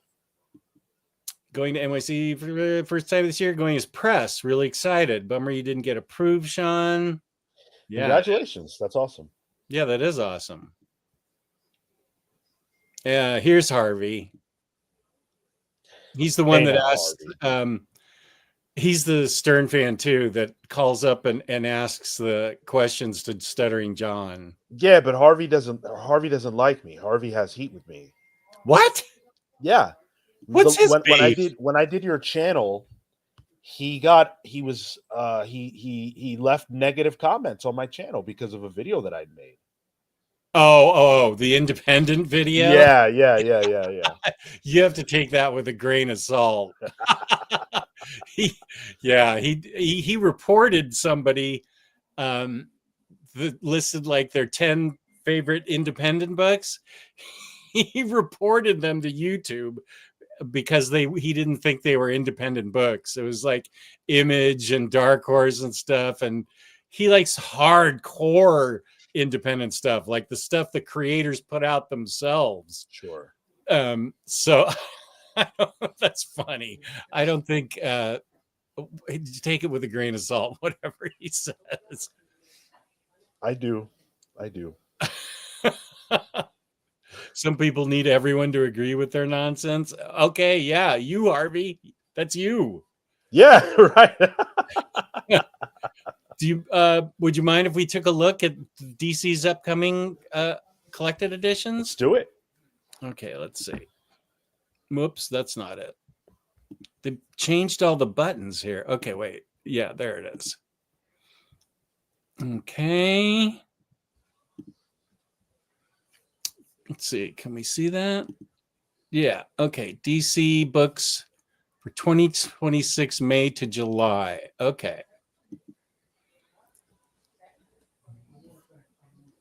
There's May.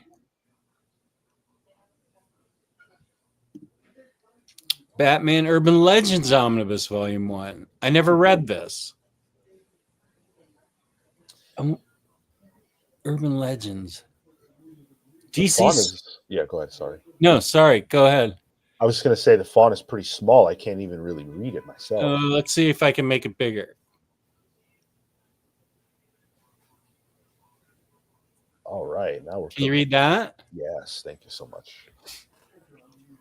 Yeah. This omnibus collects can be first year of the acclaimed anthology series that dives deep into corners of Gotham City. Too dangerous or too personal for the spotlight. Grifter, DC Super Pets. Nice. I didn't read any of this, actually. This passed me by. Yeah, I didn't either. Stephanie Phillips, Chip Zdarsky, those are good writers. Oh, yeah. Mark Russell, Matthew Rosenberg can be good sometimes. So I'd be interested in this. Interesting, yeah.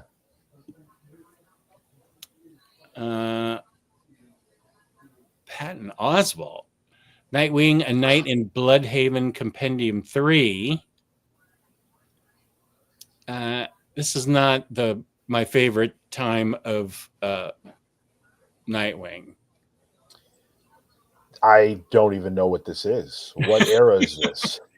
At first, I thought it was the Chuck Dixon stuff, but I think it's the Chuck Dixon era, and this is. I think he wrote like the first two compendiums, and this is the one afterwards. It starts afterwards.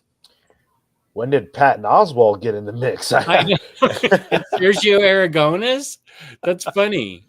Patton Oswalt. So I would think that would be, I don't know, maybe in the chat you can tell us what era this was. Pre-New 52. I'm pretty sure of that. Oh, here's what Samantha was talking about. It's a great cover. Yeah. Zatanna by Paul Dini. Collects Detective Comics 833, 834, Zatanna Everyday Magic, Black Canary, and Zatanna Bloodspell. DC. Oh, it's not the full one of Bloodspell and Everyday Magic? That's weird. Wait a minute. I don't think this is right. 640 pages, because he wrote a complete Everyday Magic isn't more than a few issues, but the regular Zatanna series, okay, it looks 1, 2, 3, 4, 5, 6, 7, 8, 9, 10, 11, 12, 13. Okay, you can just say 1 through 16. Right. What's that about? I don't know. Zatanna, the Mistress of Magic, that was more than one issue. I imagine this might get changed, because why would you just put in, and it was all Paul Dini. If you're going to say it's all Paul Dini, I think this must get changed, because there's a little bit more that could be in here. Although I'm looking forward to Zatanna 1, 2, 3, 4, 5, 6, 7, 8, 9, 10, 11, 12, 13, 14, 15, 16. Oh, this is good. Sergeant Rock. Can you read this at all? Yes, I can. Okay.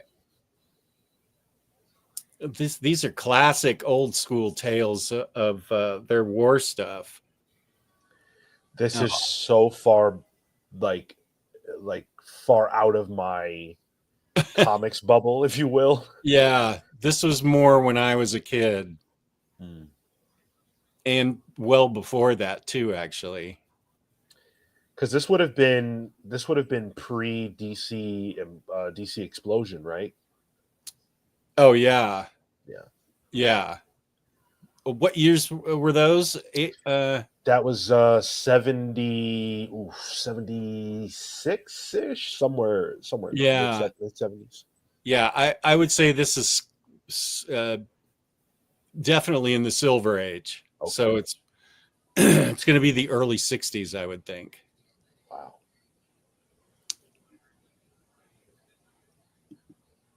Camelot 3000. This was a great series, and by art by Brian Boland. This was really well done. I have the deluxe, so I don't. What is this? It doesn't say what it is. Right. Trade it's a trade. Paperback. It's a trade paperback. Okay. Well, get the deluxe instead. That's out now.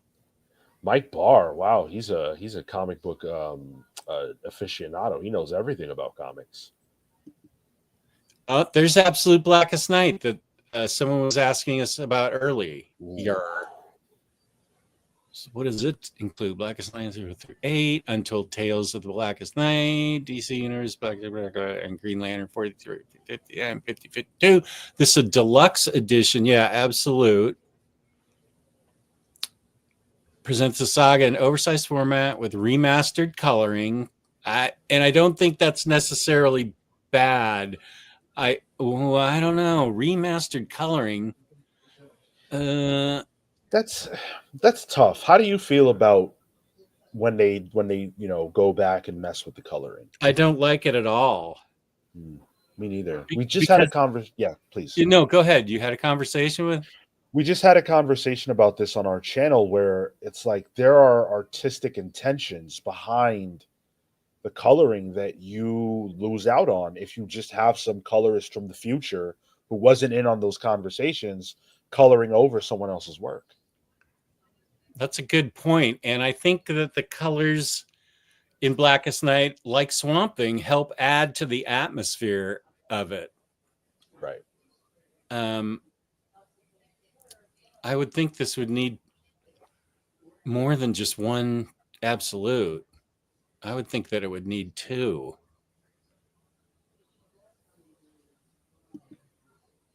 A Suicide Squad by Ostrander Omnibus Volume 2. Nice. That's good. John Ostrander needs the adulation that he deserves. I've never checked this stuff out. Yeah, this is the original Suicide Squad stuff. I think that John Ostrander came up with. Is it terribly different than the modern version of Suicide Squad? I think so, but not in a bad. I think it's people will probably say this is better because current Suicide Squad from New 52 onwards, it didn't get any love except from me because it had Harley Quinn in it. And I make sure I tell that to people. I think people probably much prefer this. Let's see. Let me go back and see the chat. Sean, can you tell Jess if he clicks Sideshow, it makes the slides full screen? Oh, okay. Sorry, I didn't see that comment. No, that's fine. Nightwing was from the late 90s and early aughts, I believe. Thank you. Urban Legends is from the Infinite Frontier era. Okay. Everybody's yelling at me about Slideshow. Okay. Oh, here's Junior Management. Hi, sweetie. There's my daughter. Hey. This is Sean, Junior. Hey, Kelly, junior management. I love that. That's funny. Okay, let me go back to the slides and hit slideshow. There we go. Okay. James, remember, I'm not computer literate. You need to tell me this stuff beforehand. So yeah, I assume everybody's likes this. Wow, over 1,000 pages. These are volume 1 and volume 2 are going to be pretty chunky. Beefy, $150. Yeah. Okay, then what do I do, James? Oh, DC Finest, Elseworld. Okay, Elseworld, Justice League, Omnibus. Justice League had an Elseworld. Oh, it's a hardcover. Oh, it's an omnibus. Okay. Wait, what? Justice League had enough Elseworld stuff? Oh, wow. So this actually includes a variety of their Elseworld stories, including Kingdom Come. Wow. Community Kingdom Come, League of Justice, Superman, Batman, Doom, Link, Kenner, custom comic. What? Whatever that is. The Golden Age. That's a good book. The Golden Age 1 through 4. Okay, I don't know that I've read any of this stuff except for Kingdom Come. This is very cool. Yeah, it's over 1,100 pages. Let's see.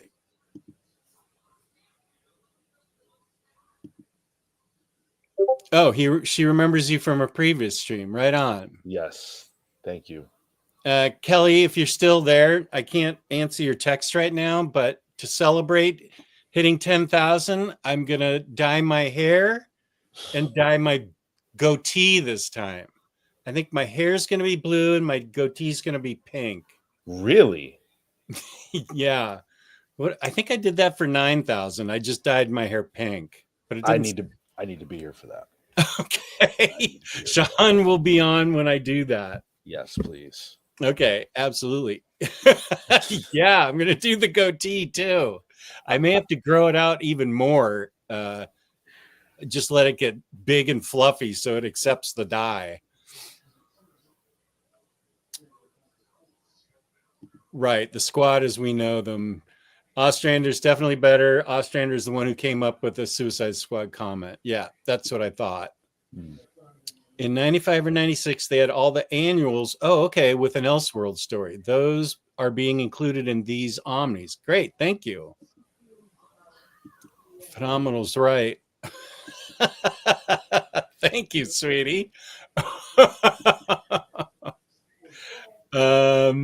Okay. Okay, wow, this is great. DC Finest, Wonder Woman. Ooh. Wait a minute. This isn't okay. Blackest Night's in there. So this is this isn't his rebirth run. No, this is the first run. Okay. And I feel like they've already omnibized that.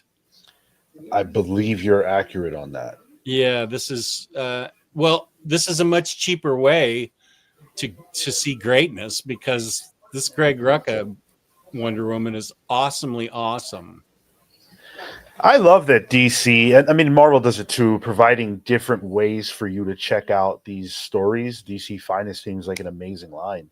If you haven't read this is a two tremendous creators, Rucka and Nicola Scott, who have a great understanding of the character Wonder Woman, and their working relationship is so strong as creators that they would go on to not only do Wonder Woman again, but also do Black Magic, which I don't know if you ever got to check out. But I love that book. Yeah. I really just want book 2. Right. But I get it. He was sick for a while and I think he's concentrating on Lazarus. Yeah. But boy, do I want to see the next half of Black Magic. Yeah. Batman White Knight Absolute Edition. Ooh. Wow, that's cool that it's got an absolute. I loved the Murphy verse. Yes, I'm so glad that it's going to be continuing.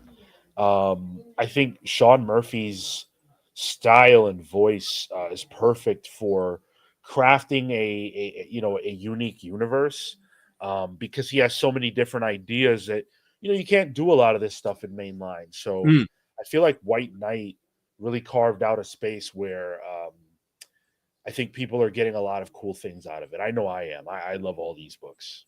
yeah.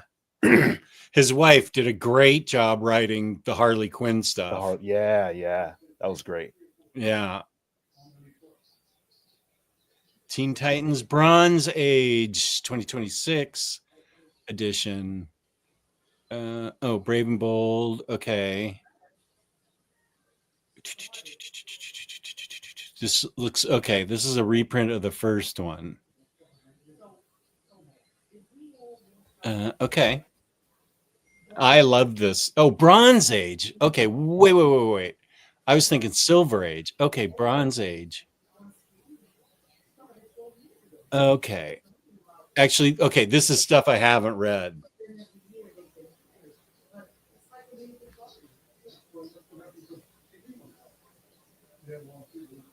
Superman Time and Time Again. The Dan Jurgens part. Okay, I remember this.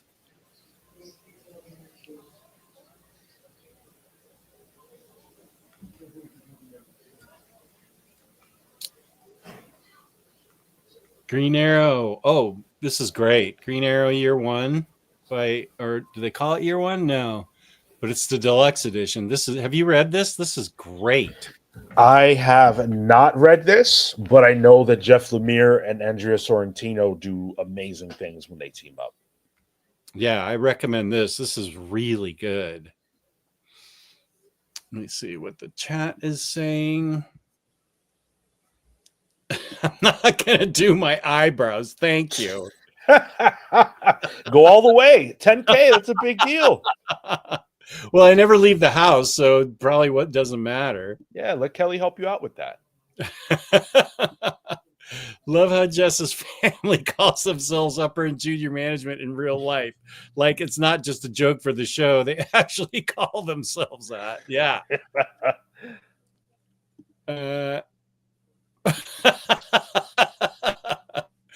It's pretty good that I'm doing my goatee, honey. So just calm down there.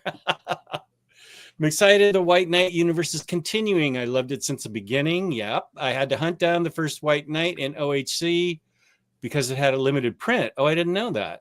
I had them all signed. Nice. Nice. Good job, Kane. And now's June. Oh, of course you're getting Swamp Thing by Rom V because I bought everything in trade paperback. This was a tremendous run. That's good. I haven't read it yet.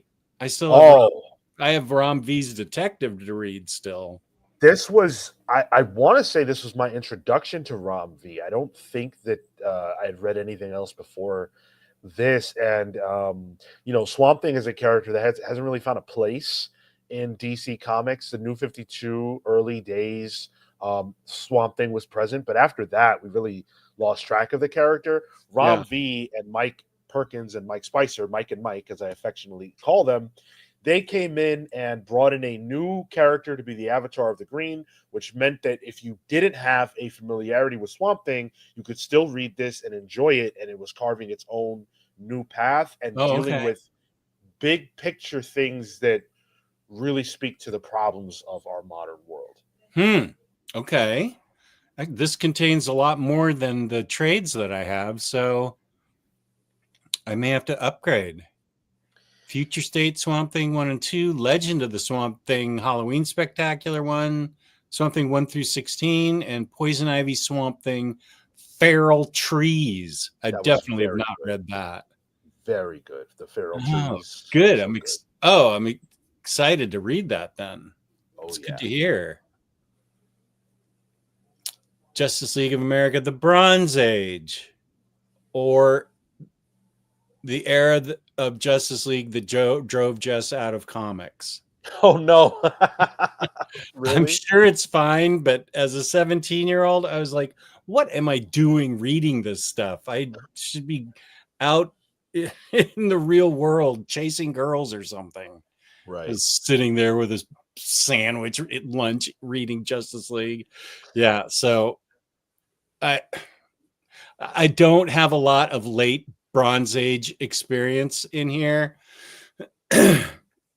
um, but I read it up to a certain issue. Mm. Um, and then I don't really have that much later Bronze Age experience with comics at all because I was out of comics and then I went to college and stuff. And then Dark Knight Returns is what brought me back. Okay. Did you work backwards and read a lot of the stuff that you had missed, or? No, I still haven't read this stuff. Hmm.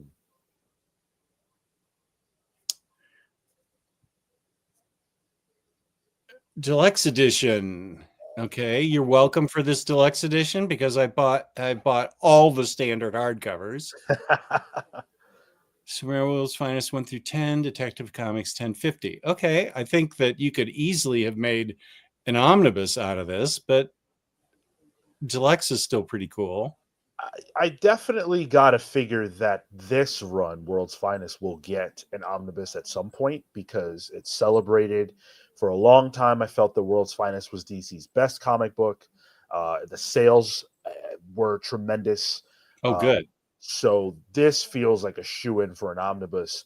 And quite frankly, these first 10 issues, very well worth picking up, especially if you like to know about the story of DC overall, because this ties directly into an event that Mark Waid would go on to write at DC. It introduces a key character, the Devil Neza, who would matter a lot more a little later on. Oh, interesting. Okay. Yeah. It was a great appearance by the Doom Patrol, too. Mm. Dark Crisis Omnibus. This is a book. Not a fan of Dark Crisis. Uh, it's okay. I thought it sounded better than it really read. I think I agree. I enjoyed aspects of it, and I Yeah. enjoyed the promise of it more than the execution, I think. Yeah.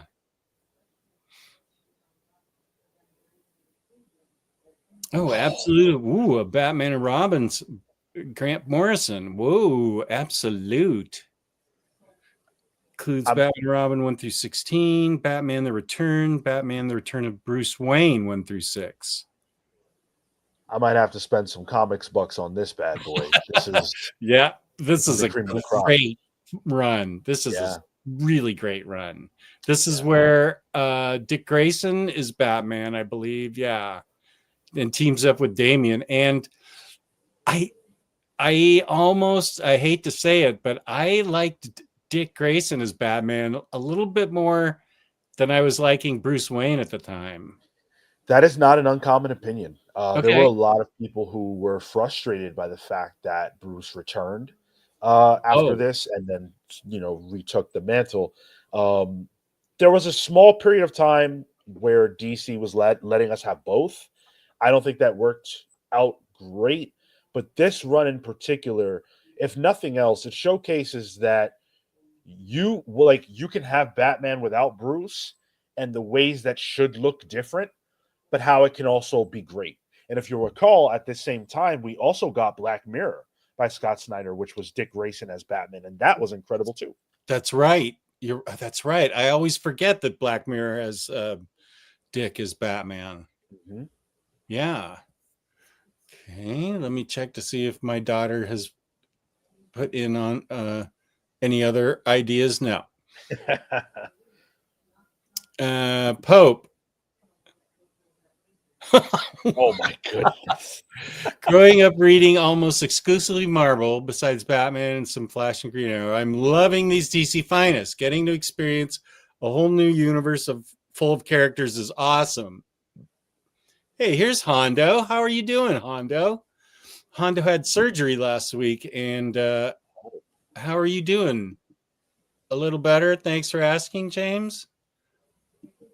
Good. That's good to have you here. Wishing you well, dude. Oh my, this is an abomination. How dare you? Steve Gutenberg. I haven't thought about that man in 20 years. You're fortunate. The only time I get reminded of him is when the chat talks about him, because he's like my nemesis. I really can't stand him. What's your beef with Steve Gutenberg? I don't think he's a good actor at all. I think he's terrible.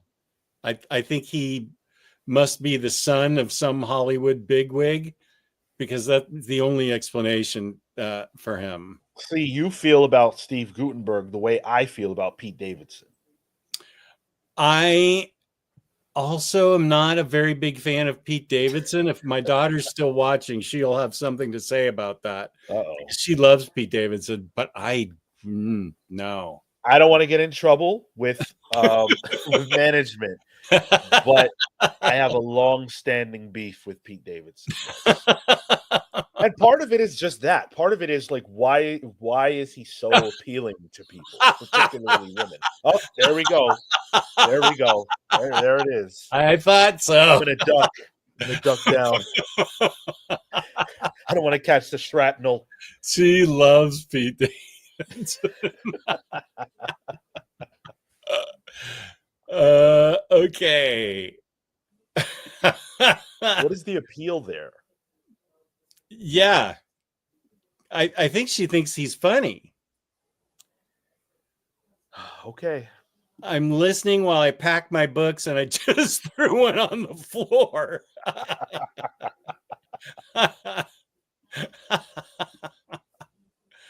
Oh my goodness. Okay. Superman Adventures Compendium 2. I have some of these, but I don't have like a full set. Am I crazy, or does Mark Miller's sensibilities seem like a mismatch for this kind of book? I don't think you're crazy. I actually want to read it because he's writing it. I want to see if he captures the spirit of the Superman animated show. Interesting. But yeah, that's a good question. You wouldn't think of Mark Miller writing something as light and frothy as Superman Adventures.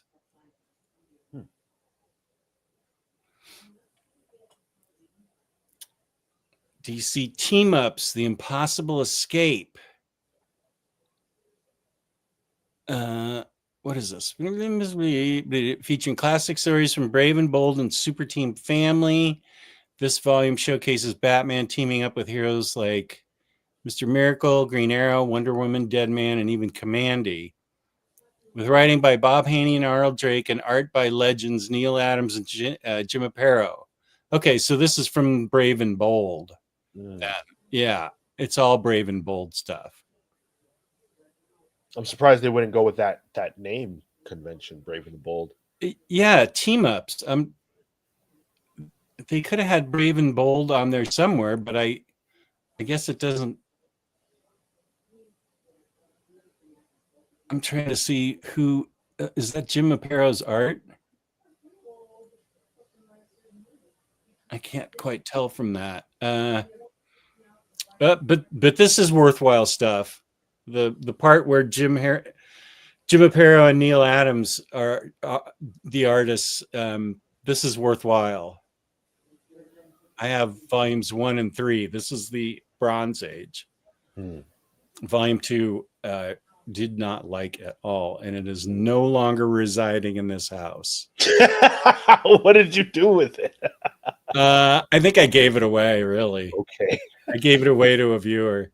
I didn't drown it in root beer. It just wasn't it just the writing wasn't as good as in 1 and 3, and it's still some of the same writers like Bob Haney and Arnold Drake. Bob Haney writes like a huge amount of them, but for whatever reason, volume 2 just didn't hit with me. Well, I'll tell you, one of the best ways to get rid of books that you do not like, if you're a YouTuber, is to give them away to listeners. I purchased 10 of Swords, the X-Men Krakoan Age omnibus, because it was on Amazon pre-sale. The book hadn't even actually, like, X of Swords hadn't even been told yet, and they were selling it, the omnibus, for like $40. So I bought it, and I forgot that I bought it. I ended up hating 10 of Swords. Oh, really? Yes. And then I accidentally bought another copy, so I gave it away to a listener. Sealed, that's worth a whole bunch of interested in selling comics, but giving something away to a listener, sure. Yeah, I have a pop giveaway at some point. Maybe when I hit 10,000. Beautiful. It's incentive. Everybody should subscribe. If you're watching this and you're not subscribed, what are you doing? Yeah, I need Comic Sandy at Backgammon. Hi, Kelly. Can I just Upper management too? Can I say to upper man, we witnessed the fact that your shambles without you. Clearly, the bond that you have with this man is what keeps him going. He doesn't know what to eat without you. In the home of OmniDog, buddy. Just scrounge. YP's here. Welcome.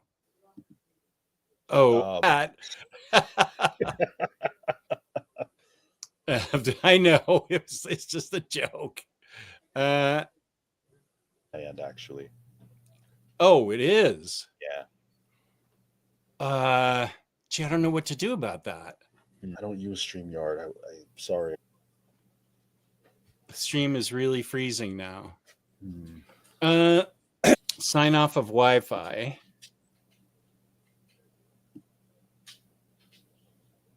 Oh, yeah. If you can hardwire, that should do it. Oh, looks like we're back. Chat says we're back. Okay, can you guys see this again? Oh, I know. Okay. Here she says, I left a crap ton of food for you. I'm going to hear about this. And look, you could make a friend for a very fine condition. Even 25 or 30 people that showed up. It was a blast. Besides meeting Michael Allred.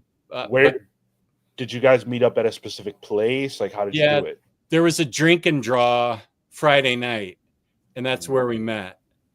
There were tons of fans or viewers. Sorry, I didn't mean to call you fans. You might not be a fan of mine. Viewers, they were all, really fun. That's so cool. I love that for you. Okay, Frozen. Chat's saying it's lagging again. What? Yeah. Choppy. Huh. But I'm hooked up to my router. It's supposed to be.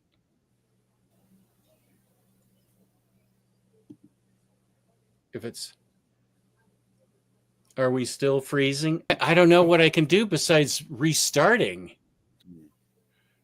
Oh, the lagging happens when you start looking at down detect to let's see. Let's get Jiro. By Anthony Chiarella, warring gourmet factions fight for control, but one renegade sushi chef refuses to choose a side. So delivers the entire Hiachi by Anthony Bourdain. I definitely haven't. This is very and of course Vertigo, known few of superheroes, and so Anthony Bourdain, getting him to do a comic book. Yeah. I don't know what I can do. I'm hooked up to my damn router. But James was YouTube's having a problem now. It was fine earlier. Because we're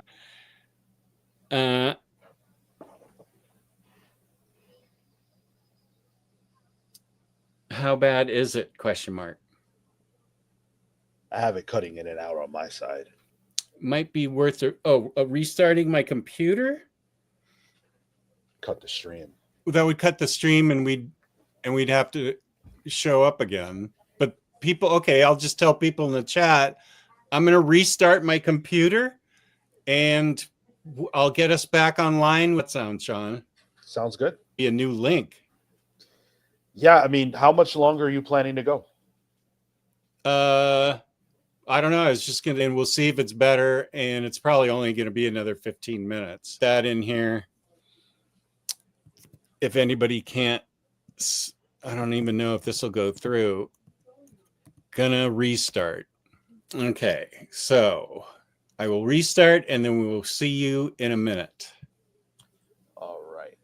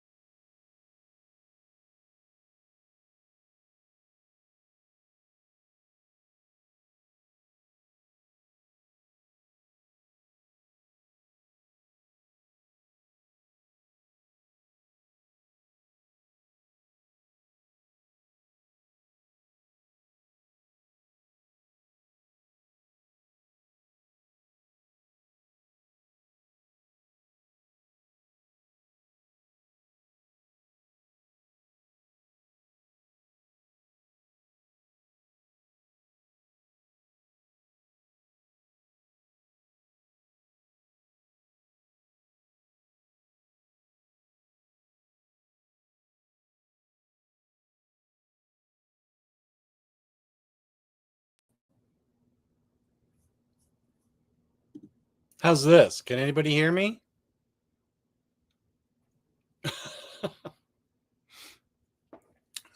uh, okay, William Lee. How am I? Kane, how is it better? You are clear. Okay. Let me tell Sean.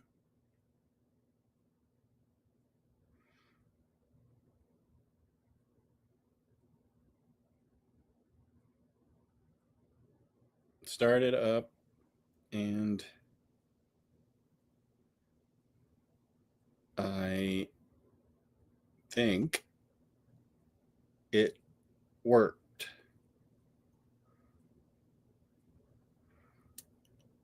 Just use the same link. Okay. Magnetomar. Okay, good. Good. Okay, that's great. Thank you guys for still being here. I appreciate it. Kelly said she asked me, she started an AMA here. Upper management is signing off, but it was fun to drop in and see you all and to learn that I'm coming home to a ton of food. Love you all. Or is it Gutenberg?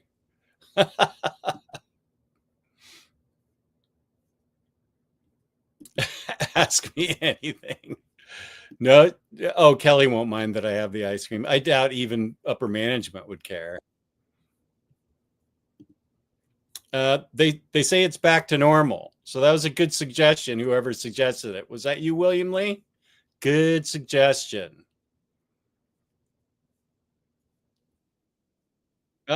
I don't know. I just saw you blink. Can you hear me? Loud and clear. Okay. Yeah, I know. Okay. Are we still good?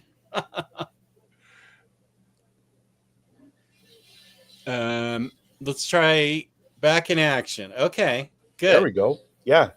Stream looks good to me. Yeah, it came right back to oh, I have to share this. It came right back to this. Okay.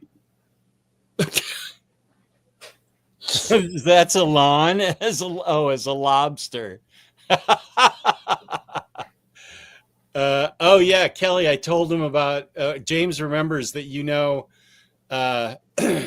the author of the Love Hypothesis movie and the books. Okay, wait. Oh, share something.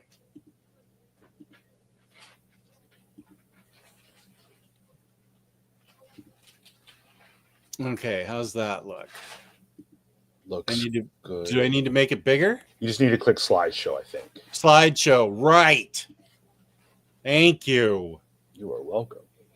The origin of ramen, key stories spanning the Silver and Bronze Age.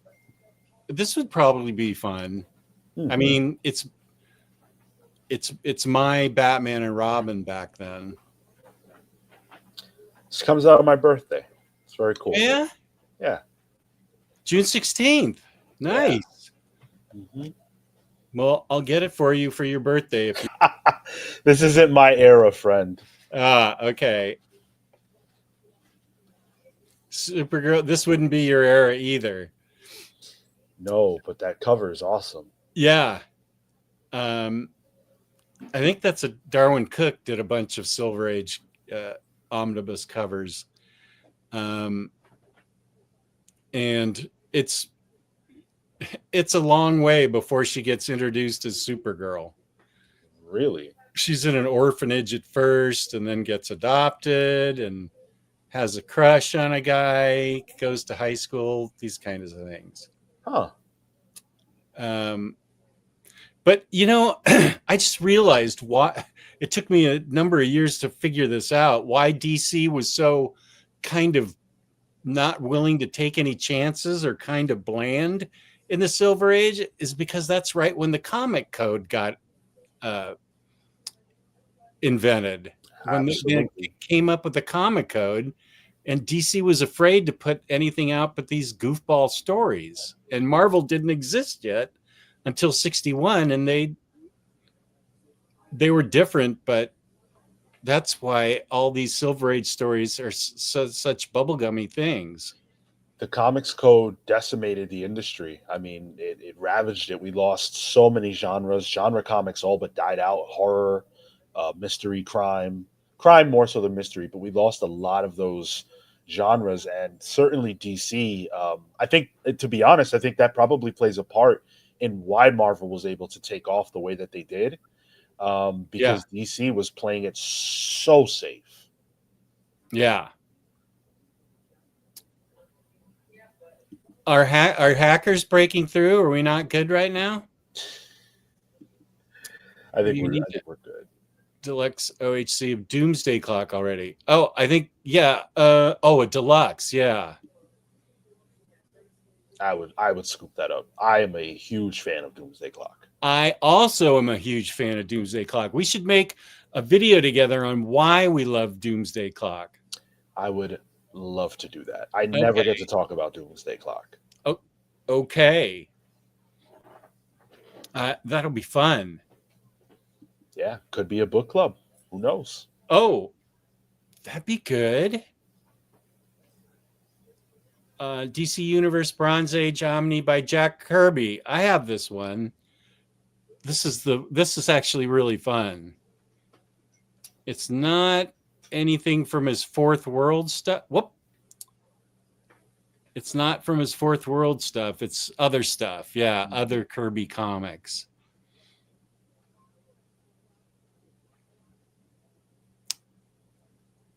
This is pretty big. Yeah, over 1,400 pages. 175.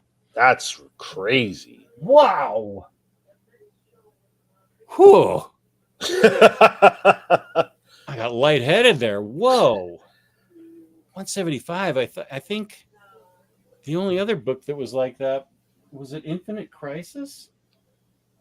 I forget, but there's a book recently that came out for 175. That's a hefty price tag. You don't pay full price for this stuff, do you? Oh no, because I go to in stock trade stations, up to 30 to 60% off. Don't forget to include your loyalty 2% discount. We give away a free $50 gift card courtesy of IST worth $50 of credit at IST. $50 or more in an that's instocktrades.com. Good throw there. Nice. Great tag teamwork. Yeah. Uh-oh. I'm being told that I'm freezing again. I mean, is it in here the wonderful plug you just gave? Well, I don't know what to do now. I mean, I can't keep restarting. No, I mean, you did the best you could. It seemed like it worked for a minute. Yeah. Too much ice cream. It's freezing again. Well, let's just have you back on then. The next Friday you can do it. I think you said next Friday you can't. Next Friday I cannot, but the Friday after should be fine. Okay, Oh, good. good. We heard the plug. Okay. Wait, seems fine. This is so all over the place. Okay. Let's go to the next one. DC Finest Fourth World, When the Old Gods Die. Jack Kirby, Vince Coletta. Okay. Marv Wolfman. Okay. So this is the beginning of the Fourth World at a much more affordable price. Yeah, this has all the beginning stuff of the Fourth World in a very affordable format. You know, the comics industry is such a different place because you look at this and it says it includes Superman's girlfriend Lois Lane, number 115. Ultimate Spider-Man is ending at number 24. Superman's girlfriend Lois Lane got to 115. That's remarkable. And Superman's pal Jimmy Olsen went further than that. That's a good point. Yeah, unbelievable. It sounds crazy that that Ultimate Spider-Man's not getting more issues. It sounds like they really need to. Live your dream, Sean. James, clip that, please. I need that on my Discord. I want that image. There are people I need to show that to. Who are you hitting? Pete Davidson. Oh, I'm sorry, Kelly, junior management. My apologies, but this is the business that needs to be done. Thank you, Pope, for that. Thank you, Pope. I love it. That's amazing.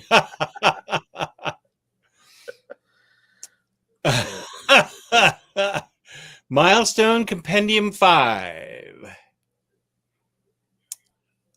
I don't think I was into I dipped in the 90s at a point too, and I don't think I think I was out right when Milestone came out, so I don't have any kind of knowledge on this. The only Milestone that I have read is, and this is Milestone. The static stuff that they put out over the last few years with Nicholas Draper Ivy on art. I have not read any Milestone prior to that. Okay. I've heard good things. Yeah. I've heard. I know Static Shock is very familiar to me.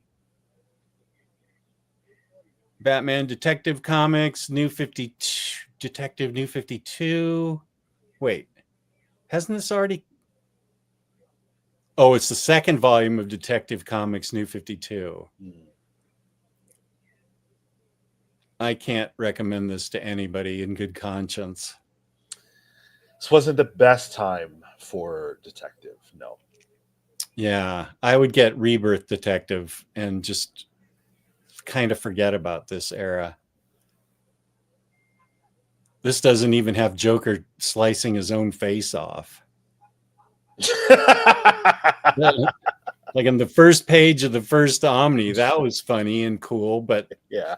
Now, Superman Brainiac Reborn Omnibus. Well, I'm all for a more Superman. Action Comics Superman Adventures of Superman between 1989 and 1996. So is this a triangle year? Action Superman Adventures of Superman. It would have been in there. Let's see. Because the triangle era wasn't that early 90s? I think so. This is triangle era, right? Anybody?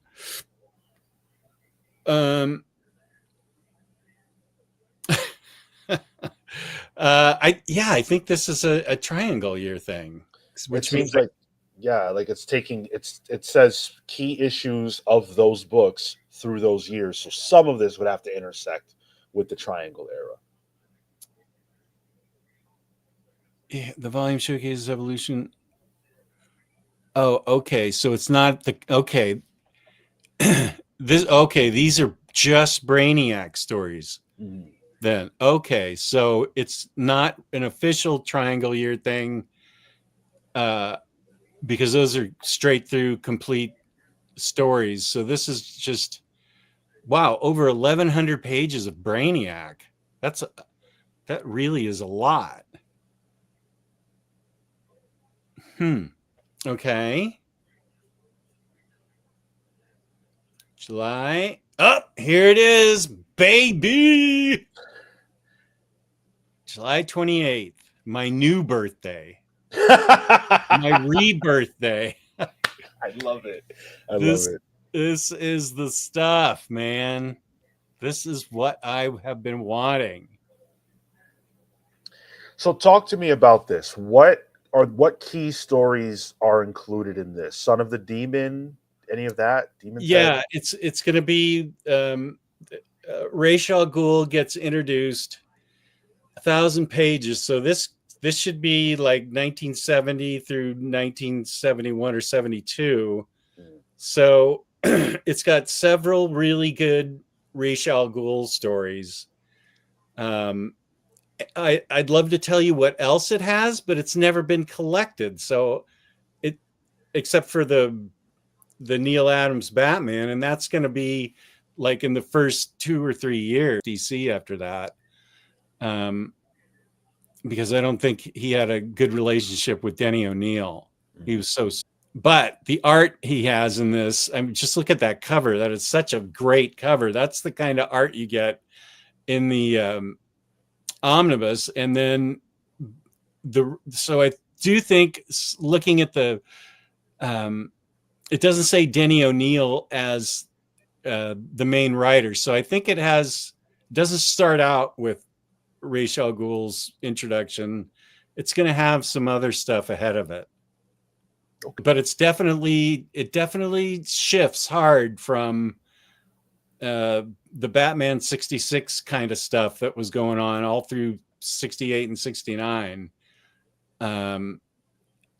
And he becomes more of a Dark Knight again. Oh, I just am beside myself happy. I thought for sure they'd never get to it. I'm happy for you. This is awesome. And you're saying this hasn't been reprinted in this format. This seems like an important period of time for Batman comics. Yeah, it really is. It was a complete shift for DC. Superman got a reboot too for the first time, and Batman got a reboot, and they're both by Denny O'Neil.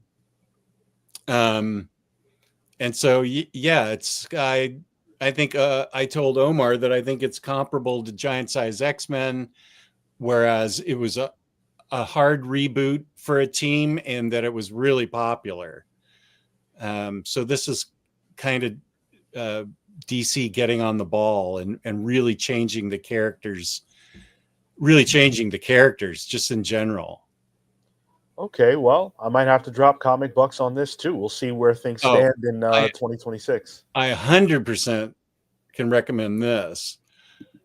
Superman Brainiac Reborn is a gap between Exiles and Triangle years. Okay, thank you. Triangle era is 91 to 2001. Oh, wow. Okay, so it's a gap filler, but all Brainiac. Huh, okay. Jewish Dragons has their own logo, I just noticed. Yeah. That's really cool. Not many YouTube commenters have their own logo. Oh, he had a shirt that said Jewish Dragons on it at Heroes Con, so you knew who he was. Very cool. I love that. I know, it's great. He is a great guy. Nice. He was my witness when I met Michael Allred in the lobby. He was Did you get a picture? No, it all happened so fast. Okay. Okay, here's Pope Romero. Glad you got your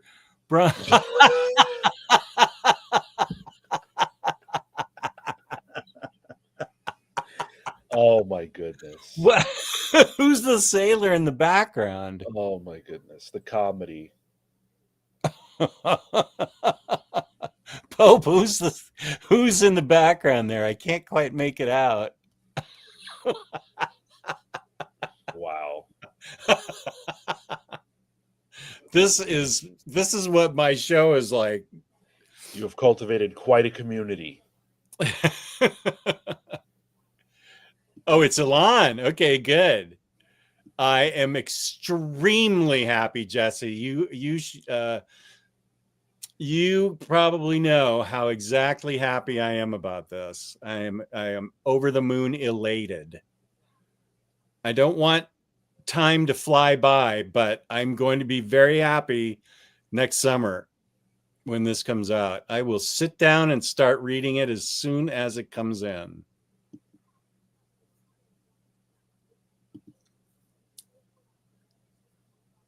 Nightwing by Tom Taylor Omnibus.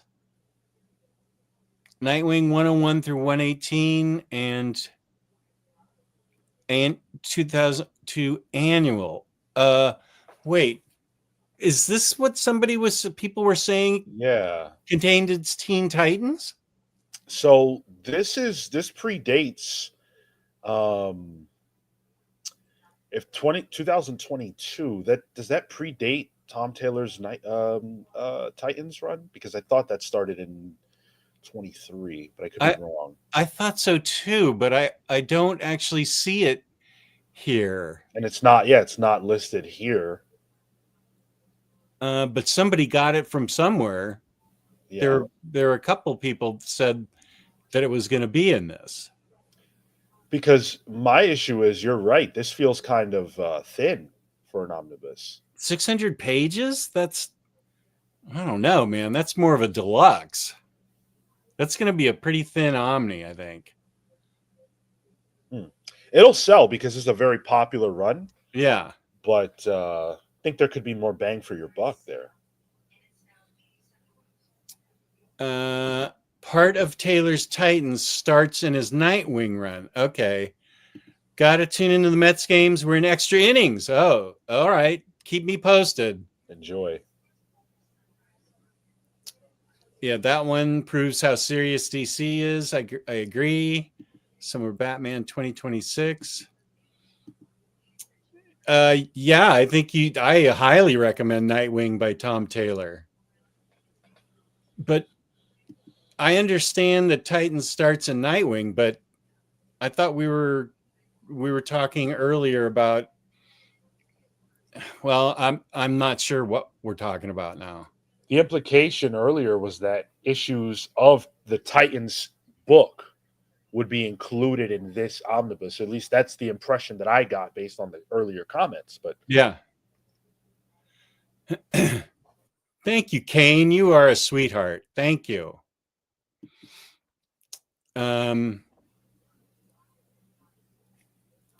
I think it's Nightwing issues in Titans Omni. Okay, so that's where the crossover is. I mean, it'll be the same in Nightwing as it is in Titans, the same issues. I don't think there was any crossover outside of maybe Beast World. And you succeed, Kane. You're a lovely person.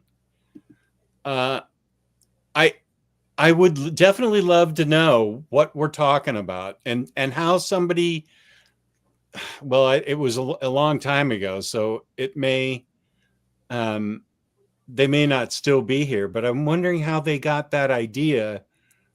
If this thing doesn't really even say that, maybe it's. I don't know.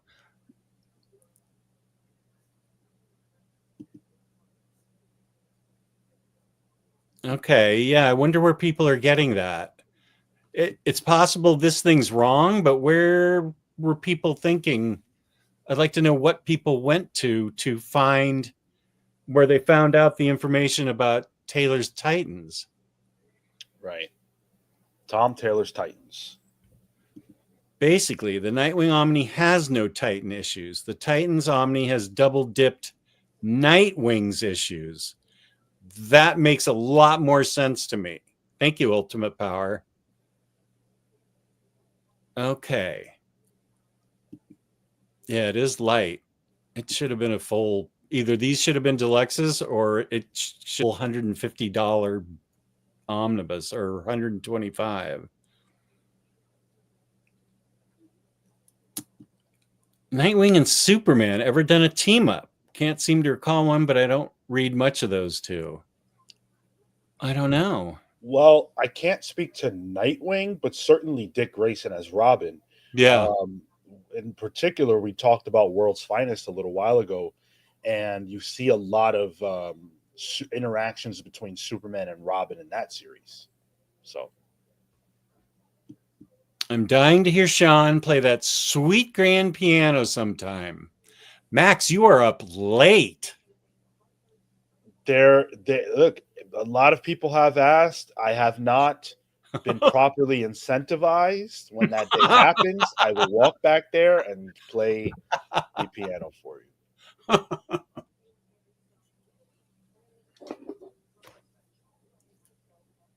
That's what I'll do when the Comics Pals get to 10,000 subscribers. Okay. There's some issues with John Kent in this, I think.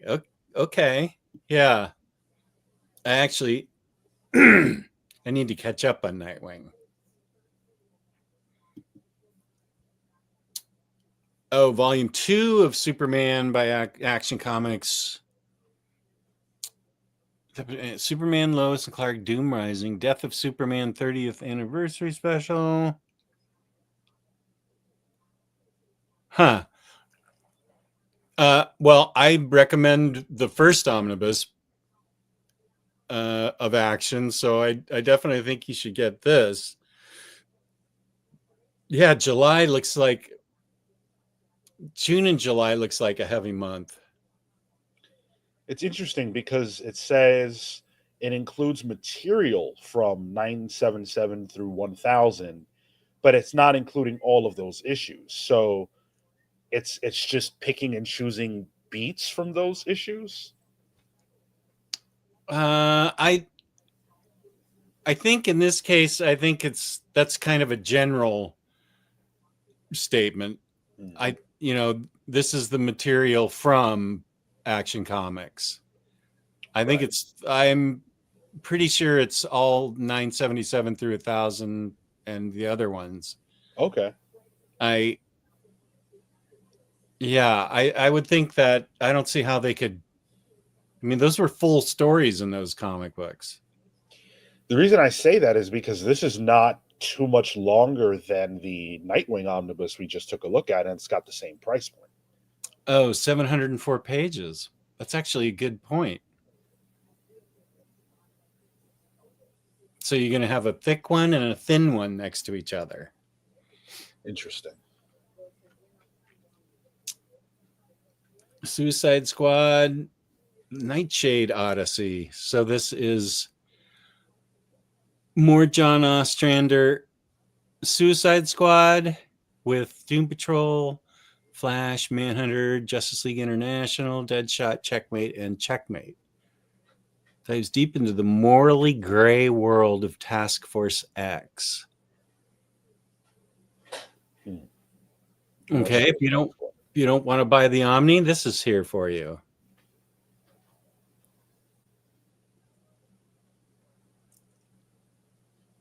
Wait a sec. Volume 3 of his Omnibus Volume 3? Wow. This was a pretty chunky run. Yeah. Wow. I loved it for what it's worth. Well, that's worth a lot because I don't think I have a complete paperback collection of his Flash. I think I sort of fell off it during Rebirth and I never picked it back up. I found it to be highly readable. I read a lot of it in a big chunk, and I blazed through it. I had such a good time reading this. I know that Josh Williamson is not everybody's cup of tea, but I think if you like Josh Williamson, then you will like this. Okay, I like him. I'm just astonished that that it's a volume 3. I didn't know he wrote that much. Yeah, yeah. Wow. Okay. Good for you, Josh. Aquaman by Jeff Johns, book 1, trade paperback. This is a great story by Jeff Johns. Oh yeah. It's impossible to underscore that. Right now we live in a world where an Aquaman movie made $1 billion. Right, the first Aquaman movie made $1 billion. That does not happen without this run. I feel very comfortable saying that confidently. This run redefined people's perspective on Aquaman that allowed the character to translate from comics to film and be a badass. I think Jeff Johns sort of rehabilitated the character's view in the public eye. Well said. Thank you. Oh, it's whatever Jurgens wrote.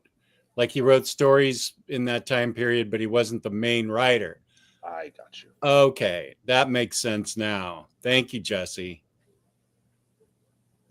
Nightwing Volume 1 has the John Kent, son of Kal-El crossover.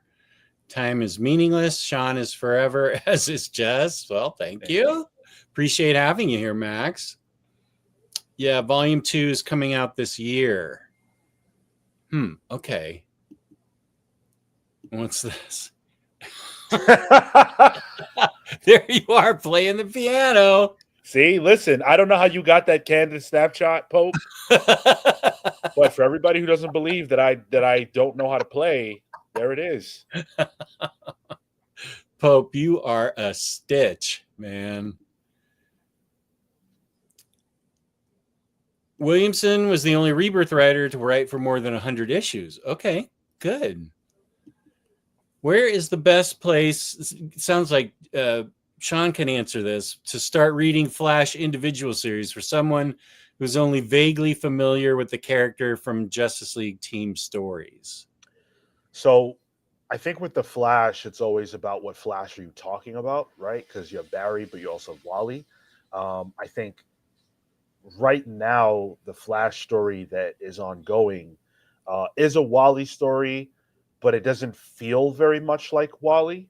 For my sensibilities, I really, really enjoyed the Josh Williamson Flash, but you also can't go wrong with the Francis Manapul Flash title from the New 52 era. I thought that was fantastic as well.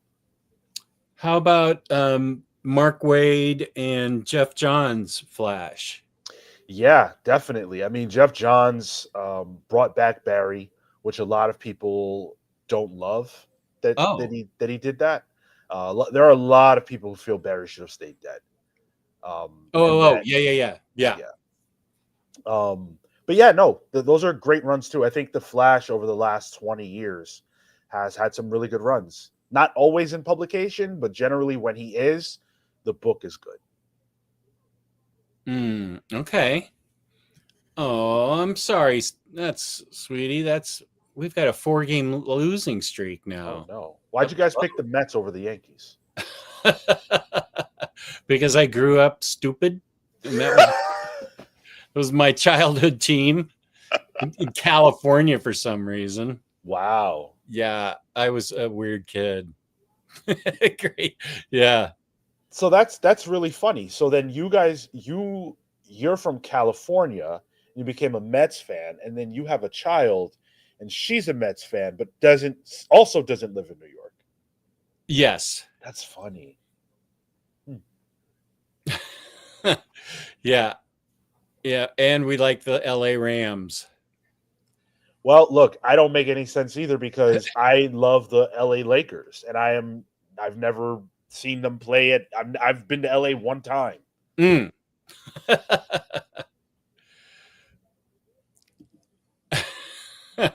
Boy, the people that grew up with Yankees and pinstripes will argue with that, but I'll stay out of it.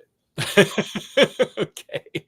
For Wally, read the runs by Wade, Johns, Omnibus Volume 1 or 2, and the run by Jeremy Adams. Jeremy Adams' run was a lot of fun. I feel like the 1 Minute War didn't live up to expectations, at least not for me. And we know that he was hamstrung on that run. And the Green Lantern stuff that he's getting to do now is almost like a make good for getting his legs cut out from under him on the Flash, so to speak. They ended the run sooner than he was told it would end. Pope Romero wants to show off this masterpiece. Oh, that's you, isn't it? That's an Yeah. older picture of you. Yes, yes. I When I remember was- you showed. Yeah, when I was like 22. Phenomenal. James is, of course, right here. I tend to agree. No, I am so far behind on Flash. I haven't read Adams, Williamson, or Spurrier. I'm way behind. I am not a fan of the Spurrier Flash. Not my cup of tea. Okay, interesting. Yeah, upcoming DC books, buddy. Booster loves the Mets and DC Comics. Awesome. I love the dog in Booster's profile picture. Whoop. There it is. Yo, yeah, it's a sweetheart. Yeah. Jesse agrees with you on the Spurrier issue. Yeah, just Issues. a mismatch, I think. Okay. DC Universe by Alex Toth, Deluxe Edition. Wow. I know he designed Space Ghost and had a lot to do with Space Ghost back during my time. Huh.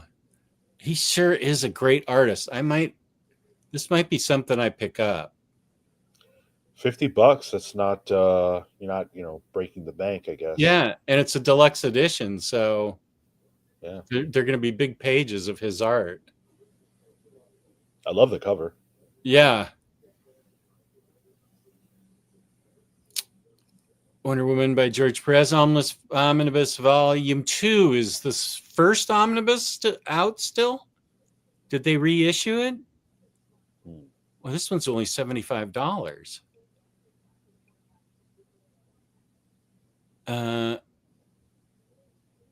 Yeah, I don't have any of this George Perez stuff, and I think that I really should. Yeah, I feel like for a Wonder Woman fan, this is an easy buy. Yeah. So I need to find out if Volume 1 is out there yet. Oh, an absolute of Historia. You knew this was coming. You had to know. Wow. I have to get this. The art in this is unreal. And I think the story's great too. What a bonus. Yeah, this is exciting. I will definitely get this. I have no problem spending money for an absolute.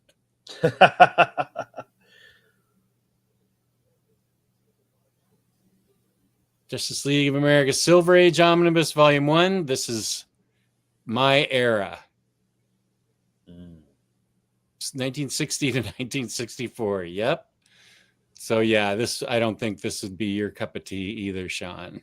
It's interesting that the cover, and maybe this is because they're not in the book, but Batman and Superman not on the cover. Well, yeah.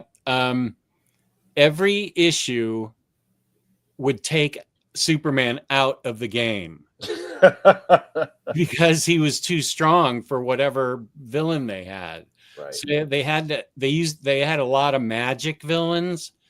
And I don't know how Starro took out Superman, but yeah, he'd immediately get sidelined and it'd be the rest of these guys trying to figure it out. Unbelievable. I mean, it really shouldn't take 5 of them to defeat Starro. I'm looking at Martian Manhunter just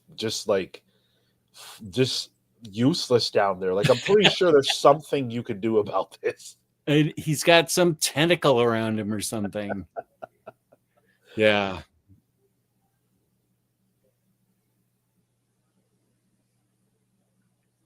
Planetary Compendium. Okay. One of my all-time favorite stories. That's good stuff. Compendium. Well, it's out in Absolute and Omnibus, so you can still get it even bigger. Oh, this hardcover Omnibus. A compendium that's hardcover? No, wait a second.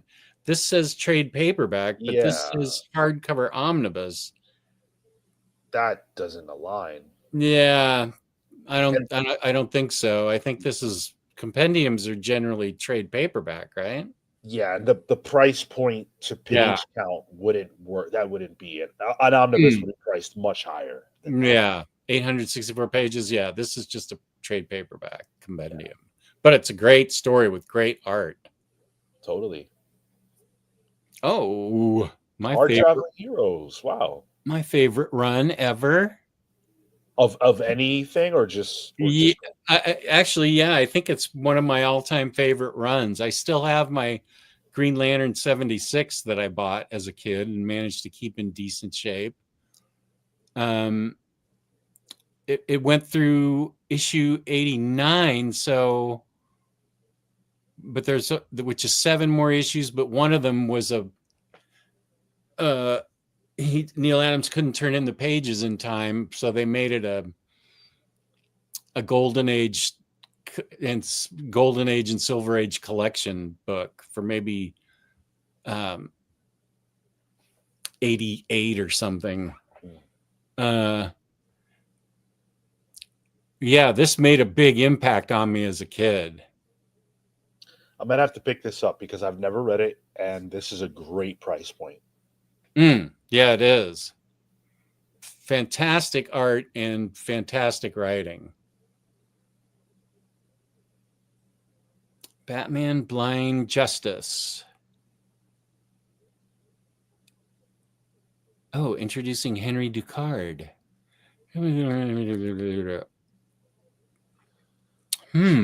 Okay. I don't think I've read this. So this is interesting because this is written by Sam Hamm, and he wrote the 1989 Batman movie, of course, and would go on to do the Batman 89 revival comic book. Oh, which people have mixed reactions to. But this would have, I would imagine, this would have come out when he was at the prime of his, screenwriting capacity. So I can see this being pretty good. It's got Dennis Cowan involved as well, Norm Brayfogle, great names. Yeah. Okay. Absolute edition for John Byrne's Man of Steel, 1 through 6.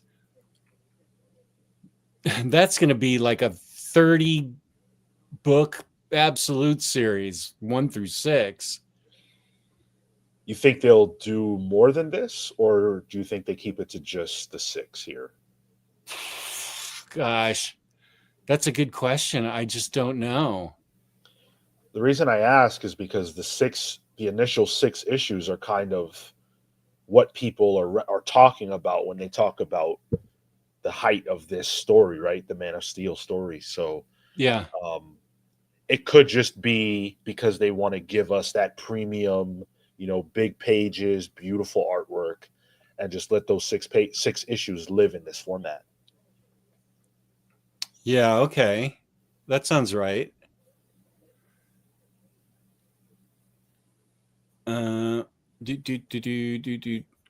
I missed a lot of back to size. Flash feels like Cy had an idea for 1-year stories and then he just kept writing. I hope there are complete stories of some type in that Toth Deluxe. I have no idea of contents or what all he's done. To reprint, I need volume 1, 2, and 3. Must buy. That was Wonder Woman. This is exciting. I'm guessing Paul Dini Greatest Heroes Dimensions. This book is magazine size. You missed the Paul Dini Zatanna omnibus that's coming out, Booster.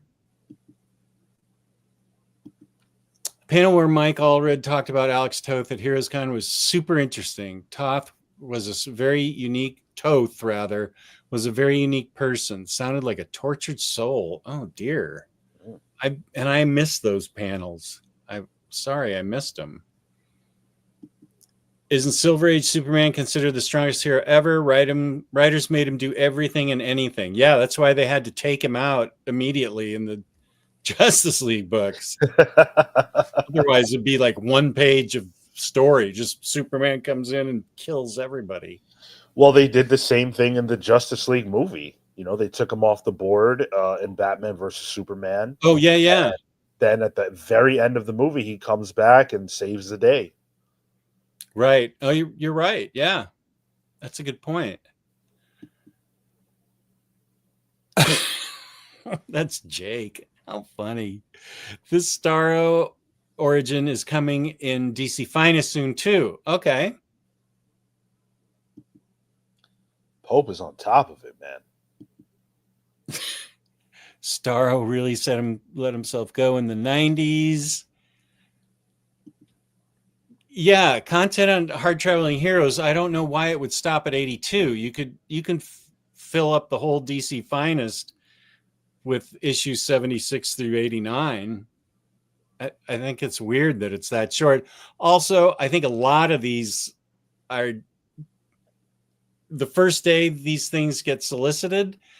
I think it's not wrong information. It's just not the right information yet. And they'll go in and fix it once they figure out that it should be 76 through 89. I think that all of these should be taken with kind of a grain of salt right now. Yeah, there are definitely some errors in these, as we've uncovered. Yeah. Yeah, it's great. Super great. Oh, that is the last book on the list. We did it. Nice. Thank you, James. I listed my Zatanna trade paperback earlier on the group for sale. Oh, okay. You knew about it. Nice. Okay, so this is the last book. Yeah. Okay. Thank you, James, for sending that to me. Appreciate it. Thanks a lot, James.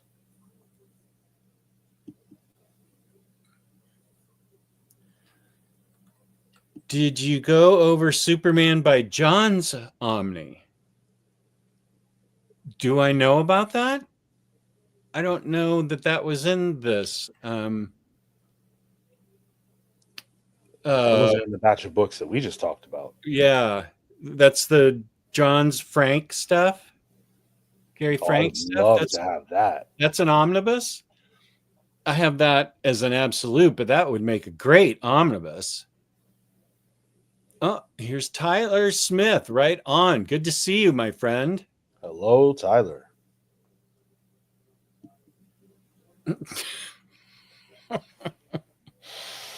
Wait a minute.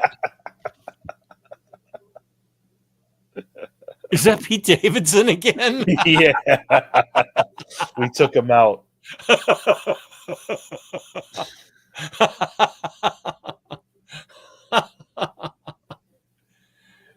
I saw it on the Edelweiss that James sent. Okay. That's great information. That's good to know.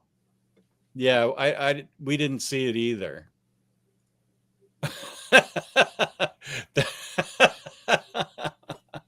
Okay, sweetie.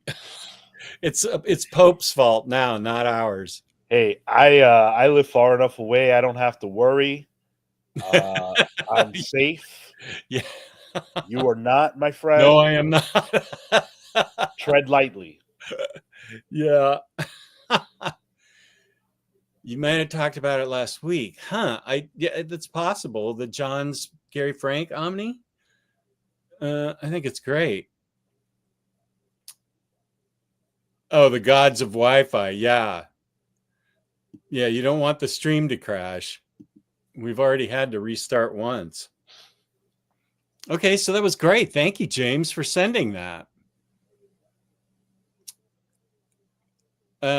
So Is there anything else the chat wants us to discuss besides my daughter talking about Pete Davidson?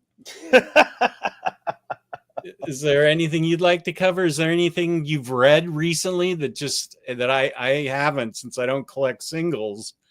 But wait, what?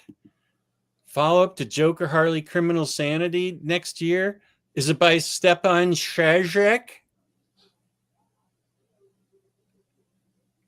That's big news. If it's by our Serbian friend Stepan Shajek. I haven't heard of this.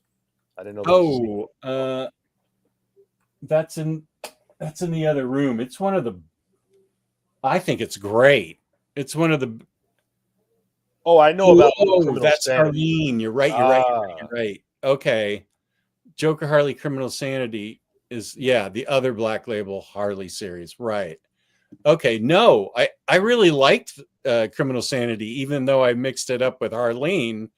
So it's a really good book. Harley's a private investigator in it with a motorcycle, and the Joker, she's on the trail of this Joker character who is leaving clues that only she can figure out.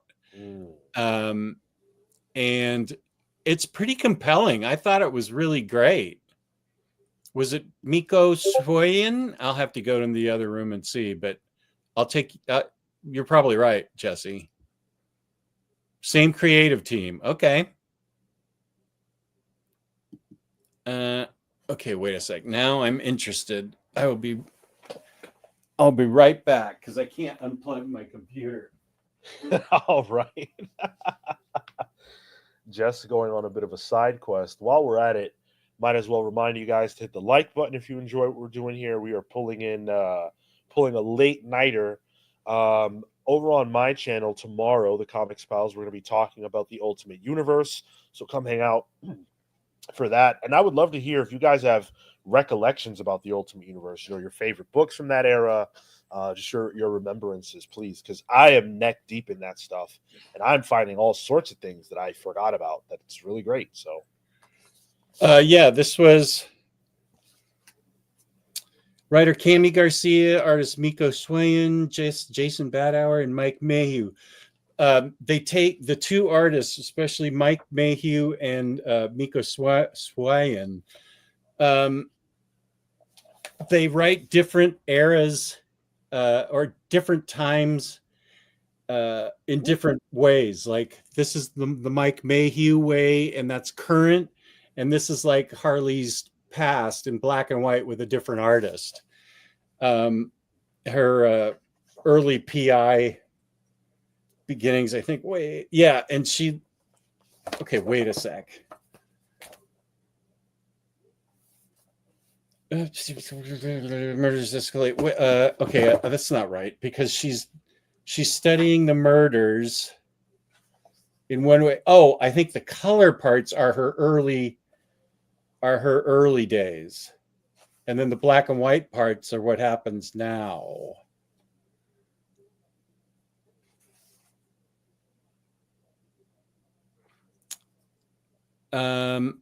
Yeah, Tyler, now I know how you know about the book. Nicely done. What do you mean? He's a letterer. What? Yeah, Tyler's world famous letterer. He's he is listed in here.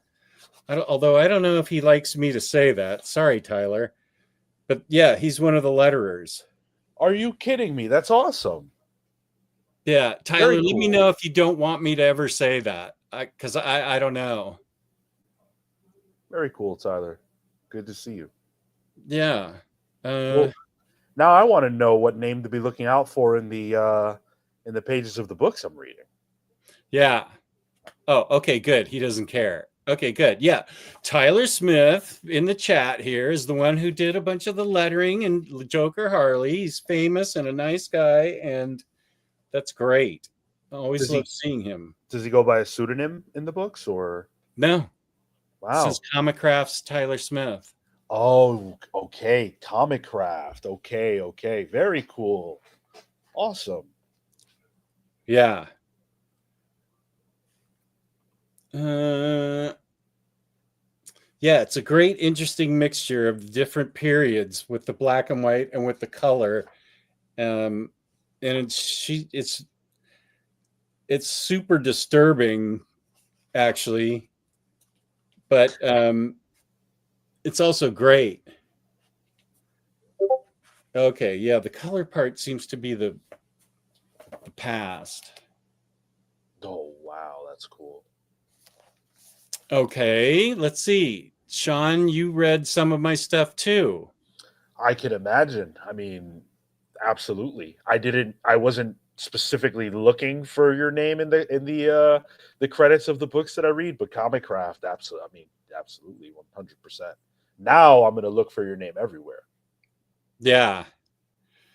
Jess, do you still talk to Titan Comics? I do. Can you please ask about a deluxe OHC for Gun Honey with all the full-size variant covers too? As soon as I get my video up that they're asking me for to reviewing the latest Minky Woodcock series, which I love so much. Once I get that up, then I can start asking them questions like that. I think if I asked them right now, they'd say, yeah. Where's the review that you promised us? That's some name. And I don't, yeah, it's really amazing, the book. But yeah, I don't blame them. I promised them. I didn't promise, but they just actually, I'm making it sound much worse than it to us whenever you're done. And I'm like, yeah, I don't know how that got there. Yeah, I think he moved on from that. An Ivy book. Yeah. That's very cool. We're losing Pope Romero. I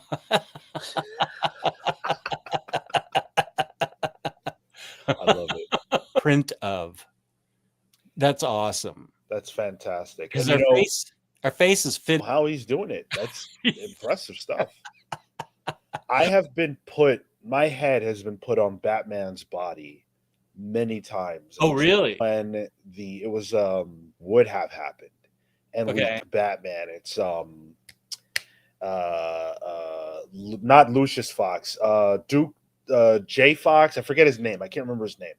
But he's Batman and he's a black dude. He's the son of Lucius Fox? Yes, Lucius' son. Yes. Yeah. And he operates out of New York.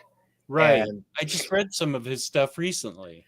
Yeah, he's an awesome character. And Yeah. in my Discord server, people replaced my head. They put my head on his body.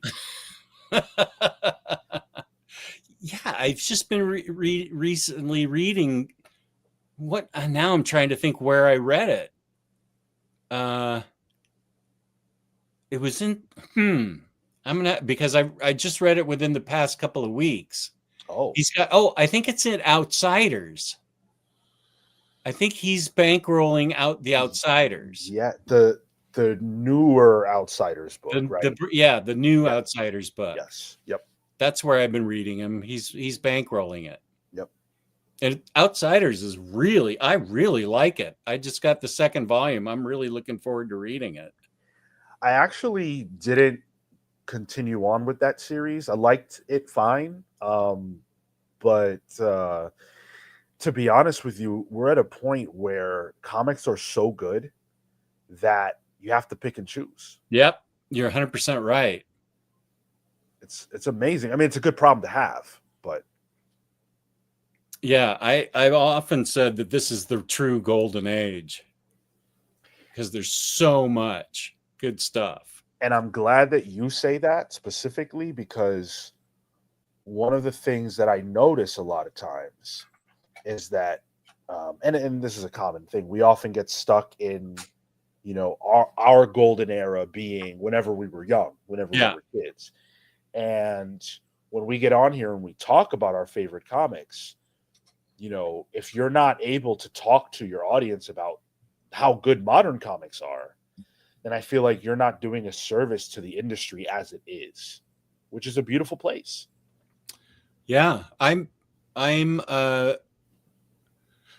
enough of a realist to know that we have a wealth of great writers and artists right now that we just didn't have when I was growing up. I don't know how healthy the industry is in the single issue space or the collected edition space, but Marvel and DC and Image and everybody else actually keeps pumping out the stuff. So I assume this stuff is selling. And it sounds like you know sales figures for single issues. Yeah, so sales figures for single issues are a strange thing to talk about anymore because ever since Diamond lost DC, Oh, we don't have unified sales figures anymore. So you have to piece things together. ICV2 will put something out that'll be a sales chart for the month. Generally speaking, that's what. And to be honest, came out. I believe it was through ICV2. Right now, the comic book industry is a multi-billion-dollar industry. I believe the figure was 1.9 billion. wow. Which That is sounds like a lot. it's incredible, and Okay. that's not a number. Like this is what a lot of people misunderstand. That number was not being achieved in any prior decade. In 1994, the year before the crash of the industry really took shape, the industry had pulled in $850 million. So not even a billion at the highest high. Now, of course, that's because comics cost more today, right? The dollar figure is up. And so there is that to be considered. But how could the industry be a $1 billion industry if it's dying right now? Yeah, that's great. I'm so relieved. Yeah. I think there are a lot of reasons to be encouraged by where the industry is going. Okay. Good. Okay, great. I'm very excited about that. Yeah. Because I never check any stuff like that. I'm delighted. And I'm delighted at how much stuff is coming out in collected editions, but it sounds like there's all kinds of great stuff coming out in single issues first, like this Absolute line from DC. I remember people were going right before it came out. People were like, Absolute? What are they going to do if they want to make an Absolute out of it? Right. Absolute Wonder Woman? What kind of name is that? And what? Bruce Wayne's not rich and living off the street or whatever it was. And then the books come out, of course, and they're great. That's why I try not to judge anything until I get my hands on it. And in August, Batman, Superman, and Wonder Woman Absolutes are coming out in standard hardcovers. So I'll sacrifice definitely and buy those books. I think you'll get a lot out of them. I really do. Yeah, I'm excited. Yeah, I'm going to, as soon as those will be the first things I read in August when they come in, because I think they, like the first 3 weeks, one comes right after the other. Standard hardcover, I don't care. I've made my peace with the fact that it's standard hardcover. I accept it. And You've I'm got to ready. make videos about those. Okay. I would love to see your take on them, reading them collected that way. Yeah. You can also read them on the DC app, which I always forget I have. Oh no, I used it recently. Wonder Woman Volume 3 by Tom King ends on a cliffhanger, and I was like, I can't take it. So I went to the DC app, and the cliffhanger really doesn't get resolved in the next like 4 issues. I'm like, yeah, this is a great story, but what about what happened at the end of Wonder Woman 3? Where is it? It's amazing to me that with all the beautiful things that DC is putting out right now, the book that made you open that app and sort of read a current issue was Tom's Wonder Woman. I'm not saying anything about the quality of that book. I'm only talking about the fact that you could have read Absolute right now. There's so many Batman Dark Patterns. You could have read all that. Oh yeah. You only went there for the Wonder Woman. The Minister of Comics, who I used to have a show with, just recently texted me about Batman Dark Patterns. And I think he read it on the DC app. Mm-hmm. But he doesn't give out praise easily, and he was, for him, he was very emotive about it. He's not generally emotive. He's very even keeled. So he was just like, this is the book I've been waiting for so long, and you're going to love it. So I don't know. I'm kind of torn. I know I kind of want to wait till it comes out in collected format. But I also understand that I could read all these things on the app. So I'll figure it out somewhere. I'm like you. I don't really do the apps, as much as I can avoid them. I like to read the books physically. It just feels right. That's the way that I feel best reading comics. Mm-hmm. Yeah. Good to see you here, Jesse. Say what? Tyler can also check out the weekly Pals polls to see what Sean, Tyler, and Marco think about the latest Absolute issues. Smiley face. Thank you, Tyler. That's very nice of you. You're on my Discord server, aren't you? Now that I'm really thinking, I feel like you're on my Discord server.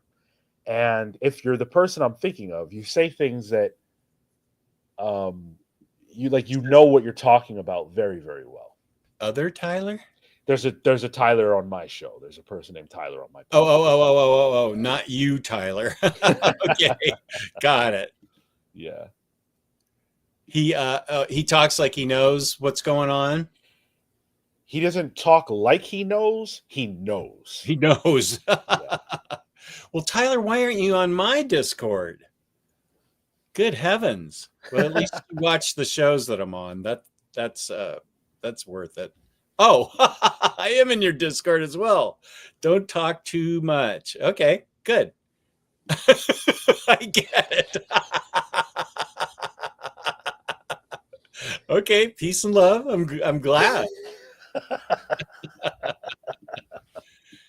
Dark Patterns is my favorite Batman book I've read in singles since Rebirth started. Wow. No doubt about it. Wow. I am excited. I wonder if I should maybe I should read it on the app. If there were a book that I was going to break my streak for to read on the app, it would definitely be Dark Patterns. It is just, to me, it's a Batman fan's dream because it's a Batman that we don't often get to see. It's year 2-ish, which is still not we've mined year 1 to death, but year 2, there's still open area there. He's not as hardened a Batman. He's more, there's a lightness to him.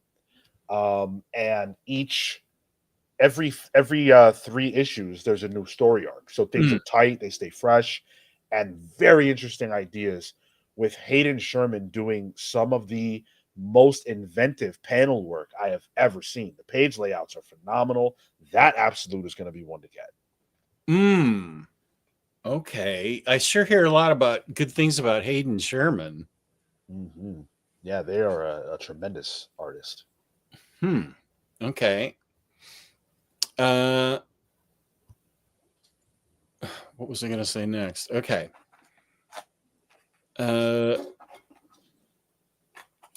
I actually feel like I need to get starting to wind down and get to bed. I haven't even eaten dinner, if you can believe that. You haven't eaten dinner? What the hell? I have not. Oh my God. You should have told me that an hour ago. That's okay. Thank you. I got to go. Great stream. Sean is a great guest. Yes, he is. Y'all's chemistry on the podcast is amazing. Nice. Thank you, Hobby. Thank you. I love podcasting with Jess. You are a pleasure to get to hang out and talk with. And it's funny because we've done almost 3.5 hours talking comics. We could do another 3 hours talking about Howard Stern. We don't even. Oh yeah, we didn't even bring that up. There's so many places we could go. That's right. I forgot. We could have spent 3 hours talking about Howard. Yeah, and our favorite bits. Now, if I could just ask you one question, is Howard adjacent?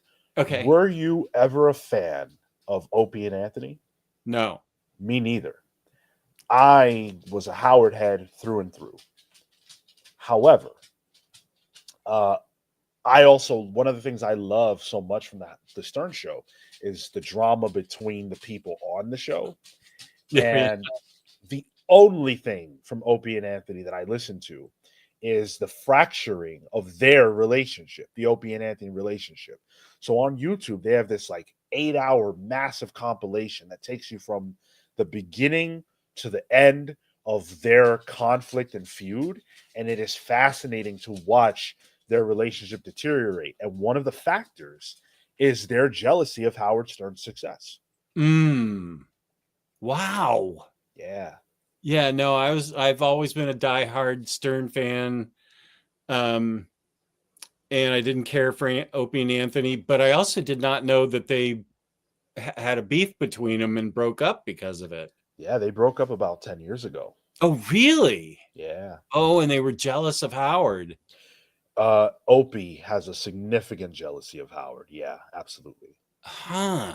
He had not a fight, not a physical altercation, but a verbal altercation with Artie in the serious bathroom because Opie felt that Artie was being two-faced by saying hello to him when he saw him, but denigrating him on the show. Like if Howard were making fun of Opie and Anthony, then Artie would jump in, and Opie felt that was two-faced. But it's like, what are you going to do? Yeah, sure. It is two-faced, and it's part of the fun on the Stern Show. I loved Artie. Gosh darn it. I loved him so much. I miss him a lot. Yeah. And for you probably haven't seen a lot of the Artie stuff that exists post Stern because he had his own podcast multiple times over. Yeah. And so is that stuff you're caught up on too? I've dabbled. It's Artie in a very like beyond honest, like way like without Howard there to kind of temper him. Artie speaks unbelievably honestly. He talks about his time, like what happened, why he's not on the Stern Show anymore. There's probably so much stuff you don't know about how that relationship ended and stuff like that. But it's also very sad because now that Artie's not on the Stern Show, he doesn't care as much about how he appears. So there are times when he's very obviously on drugs. And that's sad to watch and hear. Huh. Okay. That is really sad. Yeah. Okay. Well, I need to get you on my show. I forgot this isn't my show. This is OmniBros. So I need to get you on my show. We'll have to see if we can do. Oh, and I need to get us scheduled for book club. I just need that one next person for it because I think it'd be more fun if there was 4 of us. Yeah, we've got plans in the works. Yeah, have you read the books? Which books? The books for book club?